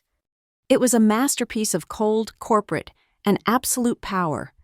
In response to public speculation, it began, "The Whitaker Group confirms it is conducting a full and independent forensic audit of all family trusts and charitable holdings, including the Elizabeth Brooks grant. This audit was initiated by me. Harlan Whitaker, over 6 months ago, in response to internal concerns. He had, in one sentence, established his competency in a timeline that predated any stepchild's jealousy. Our family, the statement continued, has always believed that transparency and accountability are the cornerstones of business and of character. These are not values we abandon when they become inconvenient. We will support the findings of this audit, wherever they lead, and we will cooperate fully with any and all legal authorities. Should that become necessary, we believe in transparency, even, and perhaps especially, when it forces us to sacrifice our own family's image for the sake of the truth. He had just destroyed her senile old man defense. He had aligned his entire corporate empire with the investigation against her. He had publicly chosen truth over the family name. He had, in the language of finance and power, disowned her. The 1-2 punch, the spreadsheet, which I knew Mr. Davis's team was already tearing apart, and Harlan's public declaration was too much. The walls were caving in. That night, there was a soft, trembling knock on the library door. It was Chloe. She was a wreck. Her eyes were red and swollen. Her blonde hair was a tangled mess. She was not the smug, polished princess from Thanksgiving. She was a terrified 23-year-old. "Can I?" she whispered, gesturing to the chair. I nodded. She sat on the edge of it, wringing her hands, unable to meet my eyes. "I didn't know," she whispered. "I swear. Andrea, I knew she was difficult, but I didn't know this. I thought, Mom just said you were bitter, that you were jealous of her and Dad. I believed her." "And now?" I asked, my voice flat. "She's a monster," Chloe whispered, and with that, her face crumpled. She began to sob, ugly, gasping sobs that tore at her. She used me, all my life. I was just a pawn, to make her look good, the perfect daughter." She looked up, her eyes pleading, and a horrible, dawning realization hit me. "The spreadsheet," she whispered, her voice cracking. That was me." My heart stopped. "What?" I've been her personal assistant for the last year. Gaining experience, she called it. I built that spreadsheet. She told me to. She said it was for tax purposes. To differentiate fundraising expenses from personal. I didn't know what I was looking at. I'm so stupid. I did what she said. Until that night, until Grandfather showed the invoices. She took a shuddering breath. And then, when she held that press conference, and she blamed you, and she called Grandfather senile, I knew. She's not just a thief. She's evil. She's dancing on your mother's grave. And I helped her, so I sent it. "Truth for Elizabeth," I whispered. She nodded, wiping her nose on her sleeve. "She won't win, will she?" "No, Chloe," I said, a cold, hard certainty settling in my bones. "She's done." An hour later, another knock. My father. He looked like a ghost. He was gray, stooped, a man who had been hollowed out from the inside. He didn't ask to sit. He just stood in the doorway, a man on his way to his own execution. "Andrea," he rasped. I waited. I am so..." His voice broke. He couldn't say it. He took a breath. "I am sorry. For 20 years. For not protecting you. For your mother. I was a coward." He was staring at the floor, at the pattern on the Persian rug. She was so strong, so loud, and I was so weak. I wanted a quiet life. "A quiet life," I repeated. The words were acid. "It wasn't," he whispered, finally looking at me, his eyes full of a terrible, bottomless shame. "It was just a different kind of hell, a hell I deserved." He swallowed. "Harlan's lawyers. They are holding a formal hearing, a deposition. In 2 days, at the house. Dahlia has been subpoenaed. I have, too." I know, I said. I am going to testify, he said, the words a thin, papery promise. I am going to tell them everything, every paper I signed, every time I looked away. I will do this one thing, for you, for Elizabeth. He was quoting Harlan. I will learn to stand. He turned and walked away. The house was electric with tension the night before the hearing. Dahlia had been silent, a storm gathering in her wing of the house. At 11:15 p.m., Mr. Davis knocked on my door. His face was grim. "She's gone," he said. "What?" "She's gone. She slipped past the private security we had on her. A car was waiting at the end of the service road, a black Jaguar. We have the plate. She's a flight risk. She's not coming to the hearing." "She ran," I whispered. "Yes," he said, "but she was in a hurry. She was sloppy." He held up a clear plastic evidence bag. Inside was a laptop hard drive. It was mangled. There were 3, clumsy, distinct holes drilled straight through the platter. "She tried to destroy it," Mr. Davis said, a small, cold smile touching his lips. "This is panicked, amateur. My data recovery team in Chicago will have a mirror image of this decrypted by sunrise." He held up the bag. "Whatever she was trying to hide, whatever was more important than the spreadsheet Chloe gave us, we'll have it by the time the hearing starts." He walked away, leaving me in the silent hallway. Dahlia was gone, but she had left her darkest secrets behind. The hearing, as my grandfather's lawyers so clinically called it, was convened not in the dining room, but in the grand library, my mother's library, the room where, a lifetime ago, she had hidden her last, desperate warning. The irony was so thick, so heavy, it felt like a physical weight in the air. The room had been transformed. The comfortable armchairs and reading lamps had been pushed to the perimeter.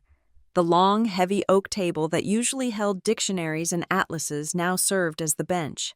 At its head, my grandfather, Harlan Whitaker, sat not as a patriarch, but as a judge. His face was granite. To his left and right sat his legal team, including the sharp, silent Mr. Davis, and 3 individuals I had never met, 2 men and a woman in identical, severe dark suits.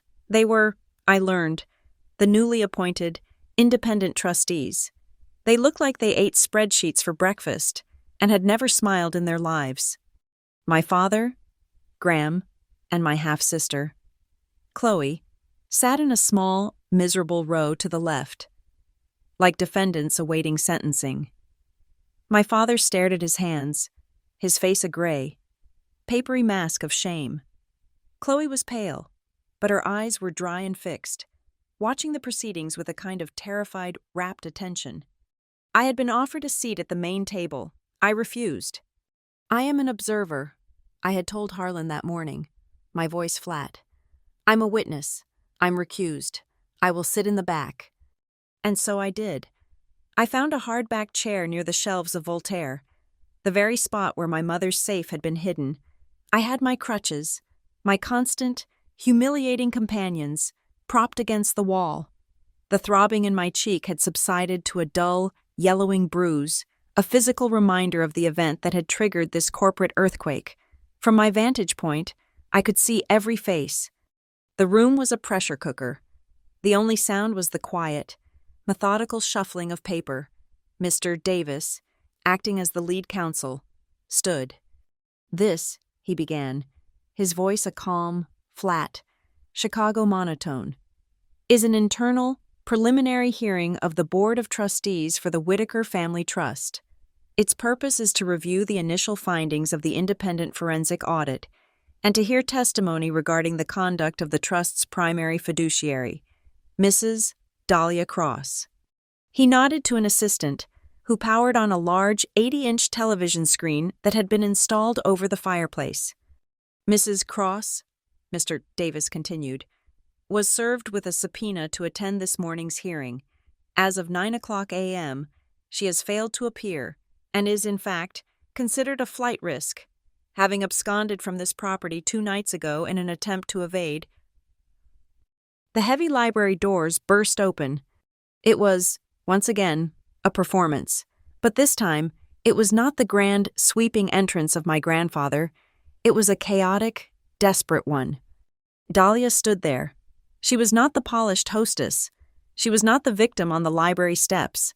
She was a woman who had not slept. Her hair was a wild, expensive mess. Her makeup was caked on, a futile attempt to cover the dark circles of panic. She was wearing a crumpled silk blouse and trousers. She looked, in a word, hunted. And she was not alone. Flanking her were two men I didn't recognize. Aggressive, expensive-looking lawyers, their faces set in twin masks of combative arrogance. "This proceeding is a farce," the taller lawyer announced, his voice booming in the quiet room. "It is an illegal, unconscionable attempt to railroad my client, orchestrated by a senile old man and his jealous, unstable granddaughter." He had, I noted with a cold professional detachment, just committed slander per se. He was an idiot. My grandfather did not even flinch. He just looked at the lead trustee, the woman, who sighed, a small, exasperated sound. "Mrs. Cross? Mr. Allister," she said, her voice like ice. "You are late, and you are disrupting this board. You were subpoenaed. Sit down, or you will be held in contempt. We will proceed." Dahlia and her team took seats, the very ones pushed against the wall, opposite me. She was now, finally, a fellow outcast. She looked across the room and saw me. Her eyes narrowed into slits of pure, burning hatred. I did not react. I simply watched. "Mr. Davis," the trustee said, "continue." "As I was saying," Mr. Davis said, not missing a beat, "we are here to review the findings. Let's begin with the report from the Chicago office. Exhibit A." The 80-inch screen lit up. It was the flowchart from hell, the one Harlan had previewed at Thanksgiving. But this was complete. It was a horrifying, complex web, a spider's diagram of theft. At the center, a large box labeled Whitaker Family Trust. Below it, a box for the Elizabeth Brooks Grant, and branching from them, like arteries from a diseased heart, were dozens of lines. They led to the shell companies, Redwood Estate Services, Cross Holdings, Wilmington Consulting, and from those boxes, more lines, leading to a single, dark red box at the bottom of the screen. Offshore account 749B, Cayman. Dahlia's lawyer was on his feet. "Fabricated. This is a fabrication. We have seen no discovery, no documentation." "You will," Mr. Davis said calmly, clicking to the next slide. It was Chloe's spreadsheet, the one with the code column. "This is Exhibit B, the internal ledger, kept by Mrs. Cross's own assistant, detailing the smurfing of funds into these shell companies.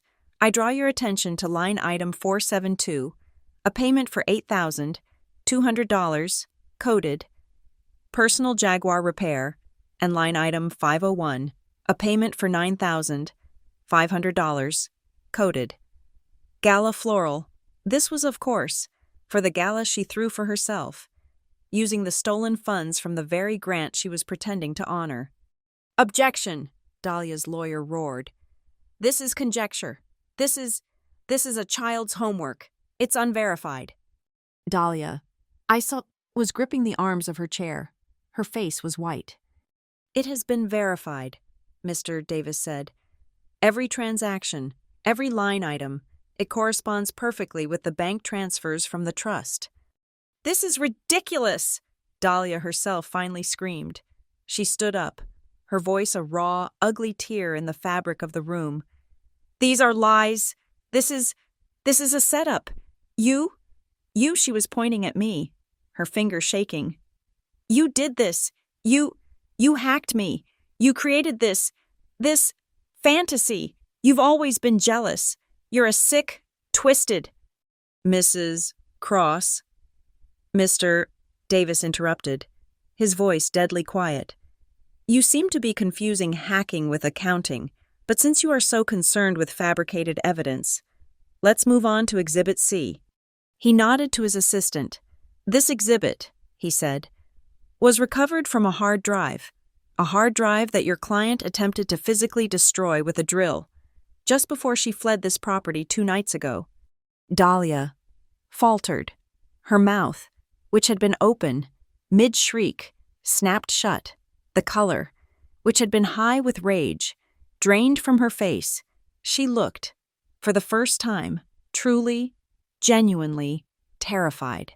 She knew what was on that drive. "Our data recovery team in Chicago," Mr. Davis said, "was able to restore 100% of the drive, including this." He clicked the button, the screen went black, and then it was filled with a video. It was her, Dahlia, in her pristine, all-white home office. It was clearly a video call, a screen recording. She was talking to someone. Her bookkeeper, I assumed. The timestamp in the corner read, October 18th, 2 years ago.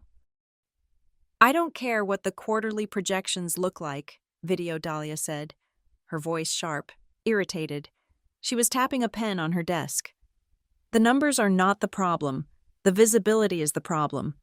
The 200,000 from the grant, it's too large. It will be flagged. Break it up. I want 10, no, 20 smaller transfers to the Redwood account, and I want the books for the gala to show a profit. Do you understand me? I don't care how you do it. The gala account must cover the payment for the Jaguar. Make the numbers work. Bury it deep." The video ended. The screen went dark. The silence in the library was absolute. It was the silence of a tomb. Dahlia just stood there, frozen, her face a mask of disbelief. "That's," her lawyer sputtered. That's a deep fake. That is not my client. It's edited. It's AI. We demand an independent analysis." Dahlia found her voice, a high-pitched, hysterical shriek. "It's a fake.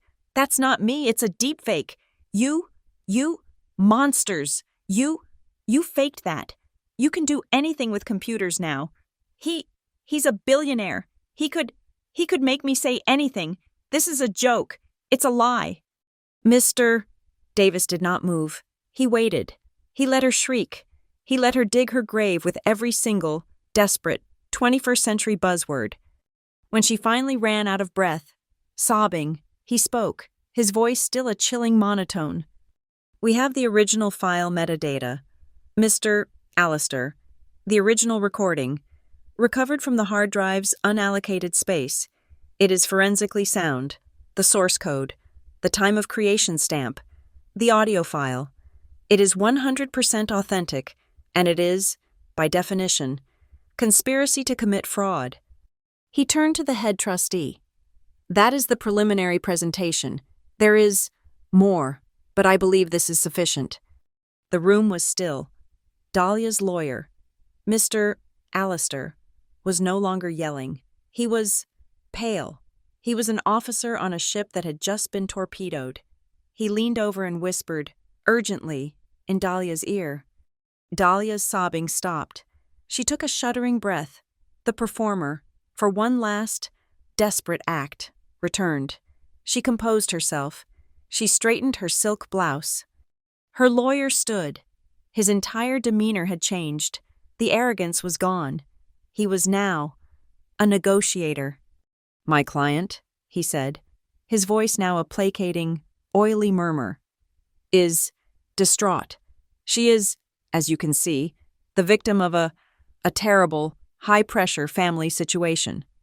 He looked at Harlan. "Mrs. Cross, she is prepared to cooperate. She is prepared to go quietly, to step away from all public life, to sign a full non-disclosure agreement. She will. She will agree to a divorce, a separation, a full removal from all family holdings. She will disappear.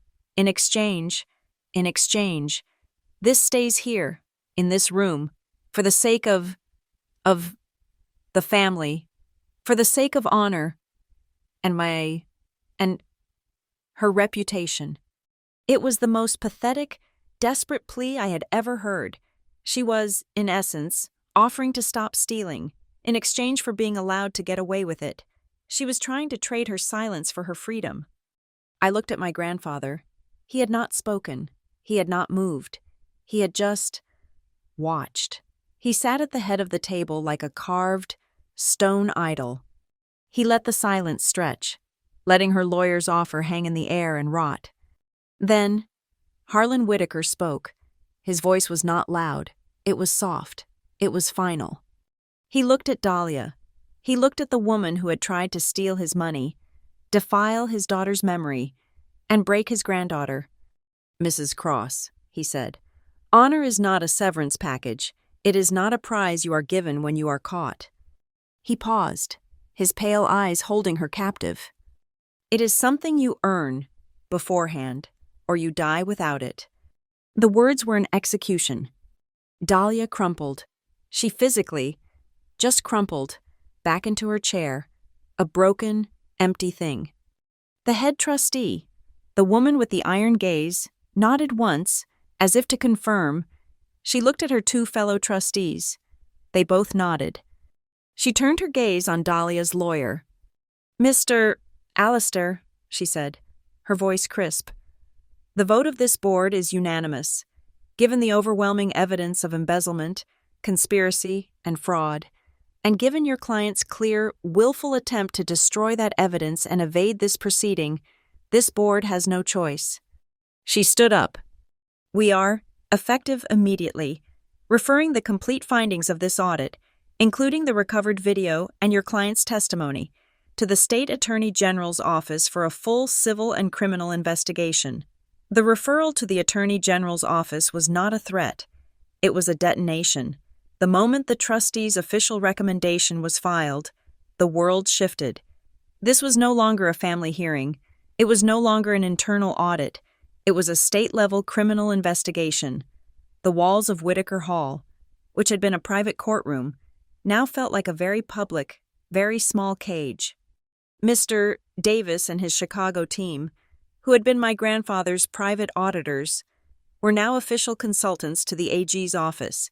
Their investigation, which had been fast, now became terrifyingly deep. They had the full power of the state behind them: subpoenas, warrants, and the unblinking, procedural patience of the law. The first domino fell a week later. Mr. Davis found me in the library, where I was now spending most of my days, working remotely on simple case files for the commission, trying to feel normal. "We found another layer," he said, holding a cup of coffee. He was the only person I knew who seemed to find this all invigorating. "She was smarter than we thought, or at least more paranoid." "Another shell company?" I asked, my voice flat. "Not quite," he said, a small, cold smile playing on his lips. "She had a proxy. The offshore account was for the big money, the corporate-level theft, but she had a domestic slush fund. We kept seeing these anomalies, small, regular transfers, 5,000, 10,000. That didn't go to the Cayman account." He pulled a sheet of paper from his briefcase. "It took a subpoena to the main bank, but we traced them. They all went to a high-yield savings account in Cleveland, Ohio." "Cleveland?" I was baffled. "Registered to a Mrs. Mildred Perot," he said. "Dahlia's third cousin, a retired schoolteacher. We ran a check. The woman lives in a one-bedroom apartment on a pension of $28,000 a year, and her savings account contains just over $1.8 million. He let that sink in. "We contacted her," Mr. Davis said. "She was cooperative." Cooperative, I learned, was an understatement. Mildred Perot, when faced with two investigators from the Attorney General's office on her doorstep, had practically dissolved in a puddle of terrified confession. She wasn't a co-conspirator. She was a mule. The next day, Mr. Davis had the complete package. "She turned over everything," he said, dropping a thick file on my mother's desk. "Her phone, her laptop, she gave us the passwords. She thought she was just holding money for Dahlia, to protect it from the family. Dahlia had told her." I opened the file. It was a printout of their text and email correspondence. It was a digital map of Dahlia's condescending, manipulative control. Dahlia. Millie, darling, just a small family transfer coming your way. Just hold it for me. You're a lifesaver. Mildred. Oh, Dahlia. Of course. Is everything all right? Dahlia. Just family business. You know how greedy some people can be. Best to keep a little nest egg safe where they can't get it. It went on for years. Years of small, safe transfers, and then the panic. A string of texts from the day after Thanksgiving. Dahlia. Millie, I need you to go to the bank, now. I need you to pull out everything, all of it, in cash. Dahlia. Mildred, why aren't you answering? Dahlia. This is an emergency. Go to the bank. Mildred. Dahlia. The bank said I can't just pull out that much money. They said it's over $1 million. I thought it was just a little. Dahlia. You useless old fool. I'm coming to get it myself. But she never got the chance. By the time she sent that last furious text, her security had been instated by Harlan, and her world had begun its collapse. The hard drive from the laptop she'd tried to destroy was the second, and more final, explosion. The video of her ordering the books to be cooked was just the appetizer. The recovery team finished the decryption, Harlan said. Joining me and Mr. Davis in the library, he looked at the report in Davis's hand. And Mr. Davis said, she's a sociopath, but she's a meticulous sociopath. He showed me the file. It wasn't just the raw data from Chloe's spreadsheet. Oh, no, this was her spreadsheet, the one she had kept for herself, the one that tracked not the theft, but the profits from the theft. It was a quarterly report, like one from a Fortune 500 company. It listed stolen assets, EBG fund, stolen assets, Whitaker Trust, and then a line item, quarterly gross stolen revenue. She had been tracking her embezzlement, by quarter, for 5 years. She had set goals. There were even little charts, bar graphs, showing which quarters she had successfully siphoned the most. She wasn't just a thief. She was a CEO of her own criminal enterprise, and she had been tracking her KPIs. The day of the depositions was the day the storm truly broke over the house. My father was first. I sat in the back of the library, my silent, chosen spot, and watched. He looked a decade older. He was gray, his hands shaking, but he was wearing his best, and only, suit. He sat opposite the AG's lawyers. He raised his right hand. He swore the oath. Mr. Brooks, the lawyer began, can you describe your involvement in the oversight of the Whitaker Trust? My father's voice was a dry, papery rasp. I had no involvement. I abdicated. I gave it to her. To Mrs. Cross? Yes, Dahlia. She handled everything. But your signature is on these disbursement forms, Mr. Brooks, dozens of them. My father looked at the documents, his shame a physical, choking thing. Yes, I signed them. Did you read them? No. The word was a whisper. Why not? She told me not to. She said it was complicated and I was in the way. She would get angry. It was just easier to sign. Then came the final nail. Mr. Brooks, the lawyer said, his voice gentle. We have also recovered this. He produced a document, a full, blank, durable power of attorney. This document gives Mrs. Cross full, unrestricted control over all your personal and shared assets. Do you recognize it? My father looked at it, and he finally broke. A dry, terrible sob escaped him. Yes. And you signed this? Yes. When? 15 years ago, he whispered. She said it was just for emergencies, in case I got sick. She said, it's what a loving husband does, and I signed it. He looked at the lawyer, his eyes wet with a lifetime of cowardice. I gave her everything. I gave her the power. I let her do it. All of it.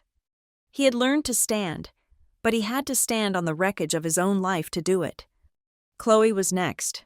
She was terrified. She was 23 and facing a team of state prosecutors. But she held her head high. She produced not just the digital file of the spreadsheet, but the physical notebook she had kept. She called them welfare expenditures, Chloe whispered, her voice trembling as she handed the small leather-bound book to the lawyer. She had me log them. She said it was for tax reporting. Charity, she called it. The lawyer opened the book. What are these entries? That's a $5,000 handbag. From Hermes, Chloe said, pointing. She called it discretionary grant to needy artisan, and that's a $12,000 spa weekend. She coded that. Executive mental health retreat, for charitable purposes. It was so absurd, so pathologically narcissistic, that the lawyer actually paused, his face blank with disbelief. The media, which had been fed scraps by Dahlia, now had a feeding frenzy. The ledger was running daily updates. State news vans were permanently camped at the end of our driveway. Dahlia, who was out on bail, was a prisoner in her rented condo. She was no longer the elegant victim. She was a cornered, panicked animal. She was photographed, running from her car to her front door, a designer bag over her face, her hair a mess, looking exactly like the common criminal she was. The final public blow came from Harlan. He did not issue a statement. He did not hide. He did, in fact, the one thing Dahlia would never have expected. He went on television. He sat down for a full 30-minute interview with the most respected, hard-hitting journalist in the state. He was magnificent. He was 81 years old, in a simple, dark suit, and he radiated a power and a moral clarity that was devastating. "Mr. Whitaker," the journalist said, "your family is in ruins. Your stepdaughter-in-law is facing multiple felony charges. Your name is being dragged through the mud. You could have settled this. You could have paid her off, sent her away, and this all would have remained a private family tragedy. Why didn't you?" Harlan looked directly into the camera. He was not talking to the journalist. He was talking to the world. He was talking to her. "You are mistaken," he said, his voice calm and resonant. "This is not a tragedy. This is an audit. This is a correction. My family's name is not built on quiet settlements or convenient arrangements. It is built on a century of integrity. That integrity was compromised, not by this investigation, but by the crimes that made it necessary." He leaned forward, just slightly. "Mrs. Cross," he said, using her name, "was given a choice. She chose fraud. She chose to defile the memory of my daughter." He held up the photo of my mother's scholarship. "And she chose to assault my granddaughter." He looked at the journalist. "There will be no settlement. There will be no quiet arrangement. The law will run its course. The truth has been exposed, and the consequences will be absolute." It was a checkmate. He had publicly, definitively, and finally sealed her fate. And a cornered, dying animal has one last, desperate move. The call came 2 days later. Her lawyers, who were now just as desperate, called Harlan's legal team. Mr. Davis took the call on speaker in the library. My client is distraught." Her lawyer, Alistair, said, his voice a frantic, blustering mess. She is not in her right mind. This persecution, it's driven her to the edge, and she is prepared to fight back." "Is that a threat, Mr. Alistair?" Harlan's voice was ice. It's a fact," Alistair shouted. She has information about your granddaughter, the professional patient. She has her entire medical history, the 6 surgeries, the painkillers, the psychiatric evaluations, the notes on Stress-related trauma. She is prepared to release it all. To the media. To everyone. My blood went cold. I felt my stomach drop. The room tilt. My medical records. The most private, vulnerable, painful parts of my life. She will show the world just what an unstable and unreliable and addicted witness your star victim is. Alistair was screaming now. A last pathetic bluff. She will. Smear her. The room was silent. I was shaking. I was exposed. This was the final, vile assault. Harlan did not raise his voice. He did not get angry. He waited until Alistair had run out of air. Mr. Alistair, Harlan said, his voice a quiet, surgical blade. Are you, as an officer of the court, advising your client to commit a federal crime? Alistair's breathing was audible over the speaker. What? You are, Harlan continued, describing a direct, willful, and malicious violation of the Health Insurance Portability and Accountability Act, otherwise known as HIPAA, a crime that carries a penalty of up to 10 years in federal prison and a $250,000 fine.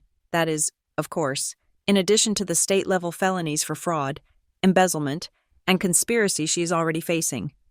He paused, letting the words sink in. You go back, Harlan said, his voice a whisper of pure, cold iron. And you tell your client that if a single, private, medical document of my granddaughter's appears anywhere, I will not just see her in state prison, I will personally fund the federal prosecution that will see her rot in a cell until she is as old as I am. He hung up. The silence that followed was the sound of a war ending. I was still shaking. I looked at my grandfather. He was watching me, his face grim. The library phone rang. It was a different line, the one Mr. Davis used. He picked it up. Davis. He listened. His face, which was always impassive, did not change, but his eyes widened, just a fraction. He listened for another 10 seconds. I see, he said. Thank you. Yes, that's definitive. He hung up the phone. What is it? Harlan asked. Mr. Davis looked at me. He looked at Harlan. That was the bank, he said.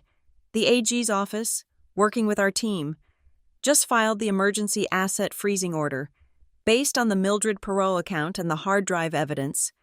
He took a small, satisfied breath.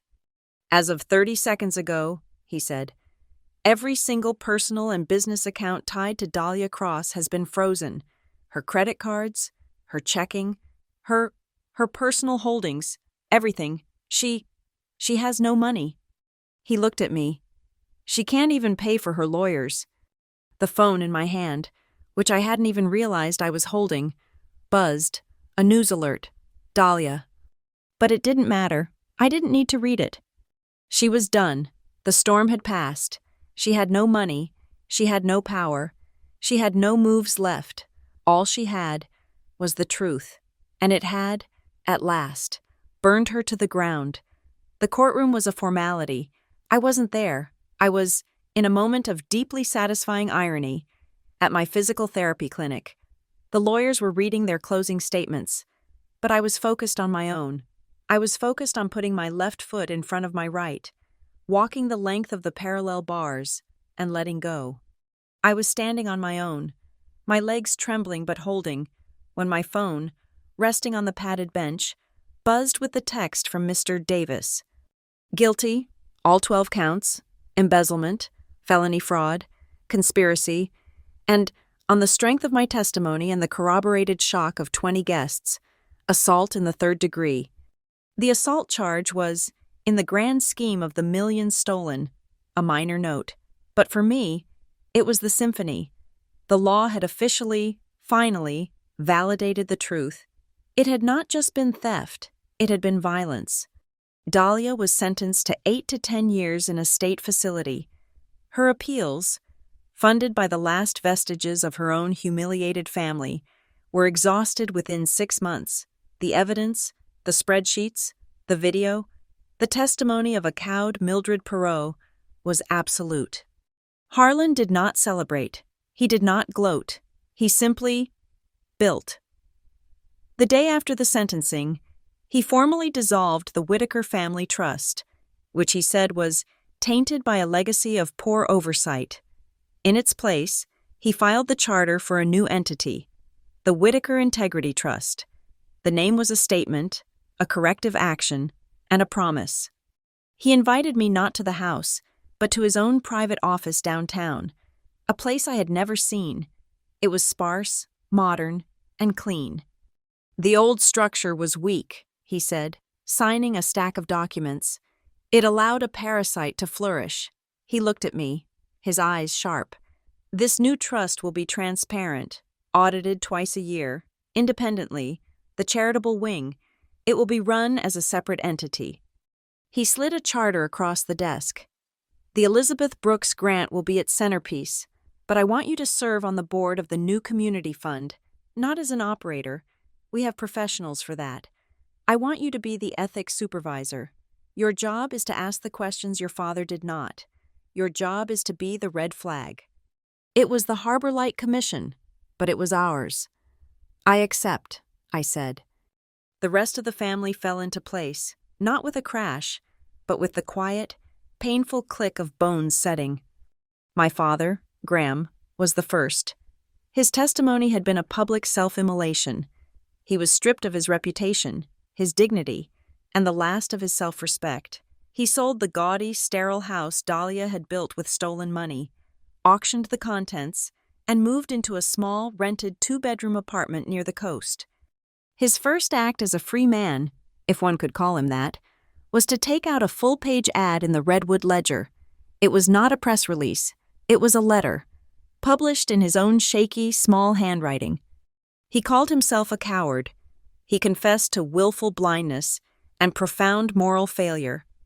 He did not ask for forgiveness. He stated, simply, that he had failed his first wife and his daughter, and that his silence had cost them both. He concluded by announcing that he was dedicating the remainder of his life and whatever small funds he had left to one purpose. He was now the full-time, unpaid president of the Elizabeth Brooks Grant. Chloe's path was different. She was 23, and her entire world had been revealed as a lie. She was a pariah by association. She came to me, in the library, her eyes red, her posture defeated. "I don't want money," she whispered. I don't want anything. I need to do something that isn't her." She looked at the floor. "I helped her. I built her spreadsheets. I'm just as guilty." "No," I said. "You were a tool, but you were the one who sent the truth." I want to work," she pleaded. "For the grant. For your father. I can answer phones. I can file. I'll do anything. I need to do something good." She is now his assistant. They are a quiet, somber pair. Two ghosts, repenting, working side by side in a small, rented office, trying to rebuild a single woman's legacy. Dahlia did not just leave Redwood Bluff. She was excised. Her name was physically chiseled off the library wing. Her friends, who had been recipients of her stolen generosity, evaporated. She was no longer a story. She was a liability. After the verdict, she was just a number, disappearing into the state correctional system, her name a local curse. My own recovery was a mirror, as the stress, the fear, the constant, low-grade thrum of injustice faded. My body began to heal. The inflammation left. The pain in my spine, which had been a constant scream, subsided to a whisper. I learned to walk again, not with the fear of falling, but with the strength of knowing I could get up. I returned to the Harbor Light Commission. They had not just held my job. They had seen the news. They had seen my grandfather's interview. They had seen the public implosion, all started by a single ethical breach. When I returned as the head of a new department. I had created my own program, now taught statewide. Ethics, nepotism, and familial conflicts of interest. I was no longer the broken one. I was the case study. I was the expert. 1 year, one full, healing, painful, transformative year. Thanksgiving. I drove to Whitaker Hall. I walked up the 3 stone steps, no ramp, without a cane, without a tremor. The house was quiet. When I entered the dining room, it was different. The 30-foot table was gone, replaced by a simple, round oak table. The room was not ablaze with the light of 20 candles and massive, obstructive floral arrangements. It was lit by the fireplace and 4 simple place settings. Harlan was at the head. My father sat to his left. Chloe sat next to him. I took the last chair. We were not 20, we were 4. The meal was simple: turkey, potatoes, the scholarship grant's first annual report. We talked. My father and Chloe, energized, explained their new program. They had just awarded their first 2 full scholarships to 2 young women from Redwood Bluff. Harlan listened, nodding, a real, small smile on his face. We ate, we talked, we laughed. It was a quiet, rusty sound, but it was real. After the meal, my father and Chloe insisted on clearing the plates, a new, shared ritual. Harlan and I sat by the fire, the same fireplace that had once witnessed Dahlia's performative rage. He was holding his cane, the ebony scepter. He looked at it, the firelight catching the polished silver cap. He tapped it, once, twice, 3 times, the sound that had changed the world. "It's just a piece of wood," he said, his voice soft, thoughtful. "But it's a good sound, a solid sound." He looked at me. His eyes, those pale blue, piercing eyes, were soft. "When you hear that," he said, "when you hear that sound, I want you to remember, justice is not always a thunderclap. Sometimes it's just a tap on the floor. It's just the truth, arriving. It always stands with the light." I looked at this man, this myth, this 81-year-old recluse who had, in one night, given me back my life. I looked over, toward the kitchen, and I could hear the faint sound of my father and Chloe arguing, good-naturedly, over who was doing the dishes. And I smiled, a real, full smile, one that reached my eyes. The house was not a tomb. It was not a stage. It was not a prison of memory. It was just a house.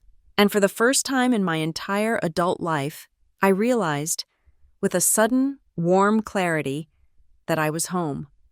They said he wouldn't come. They told me he was a hermit, a ghost, a memory. But when my grandfather walked through that door, he didn't just bring an audit. He brought justice, and he gave me back the right to define my family. Thank you so much for listening to this story. We'd love to connect with you. Please comment below and let us know where in the world you're listening from. Share your thoughts with us. And please, subscribe to Lila Revenge Stories. Like this video, and if you can, support us by hitting the hype button, so this story can be heard by even more people.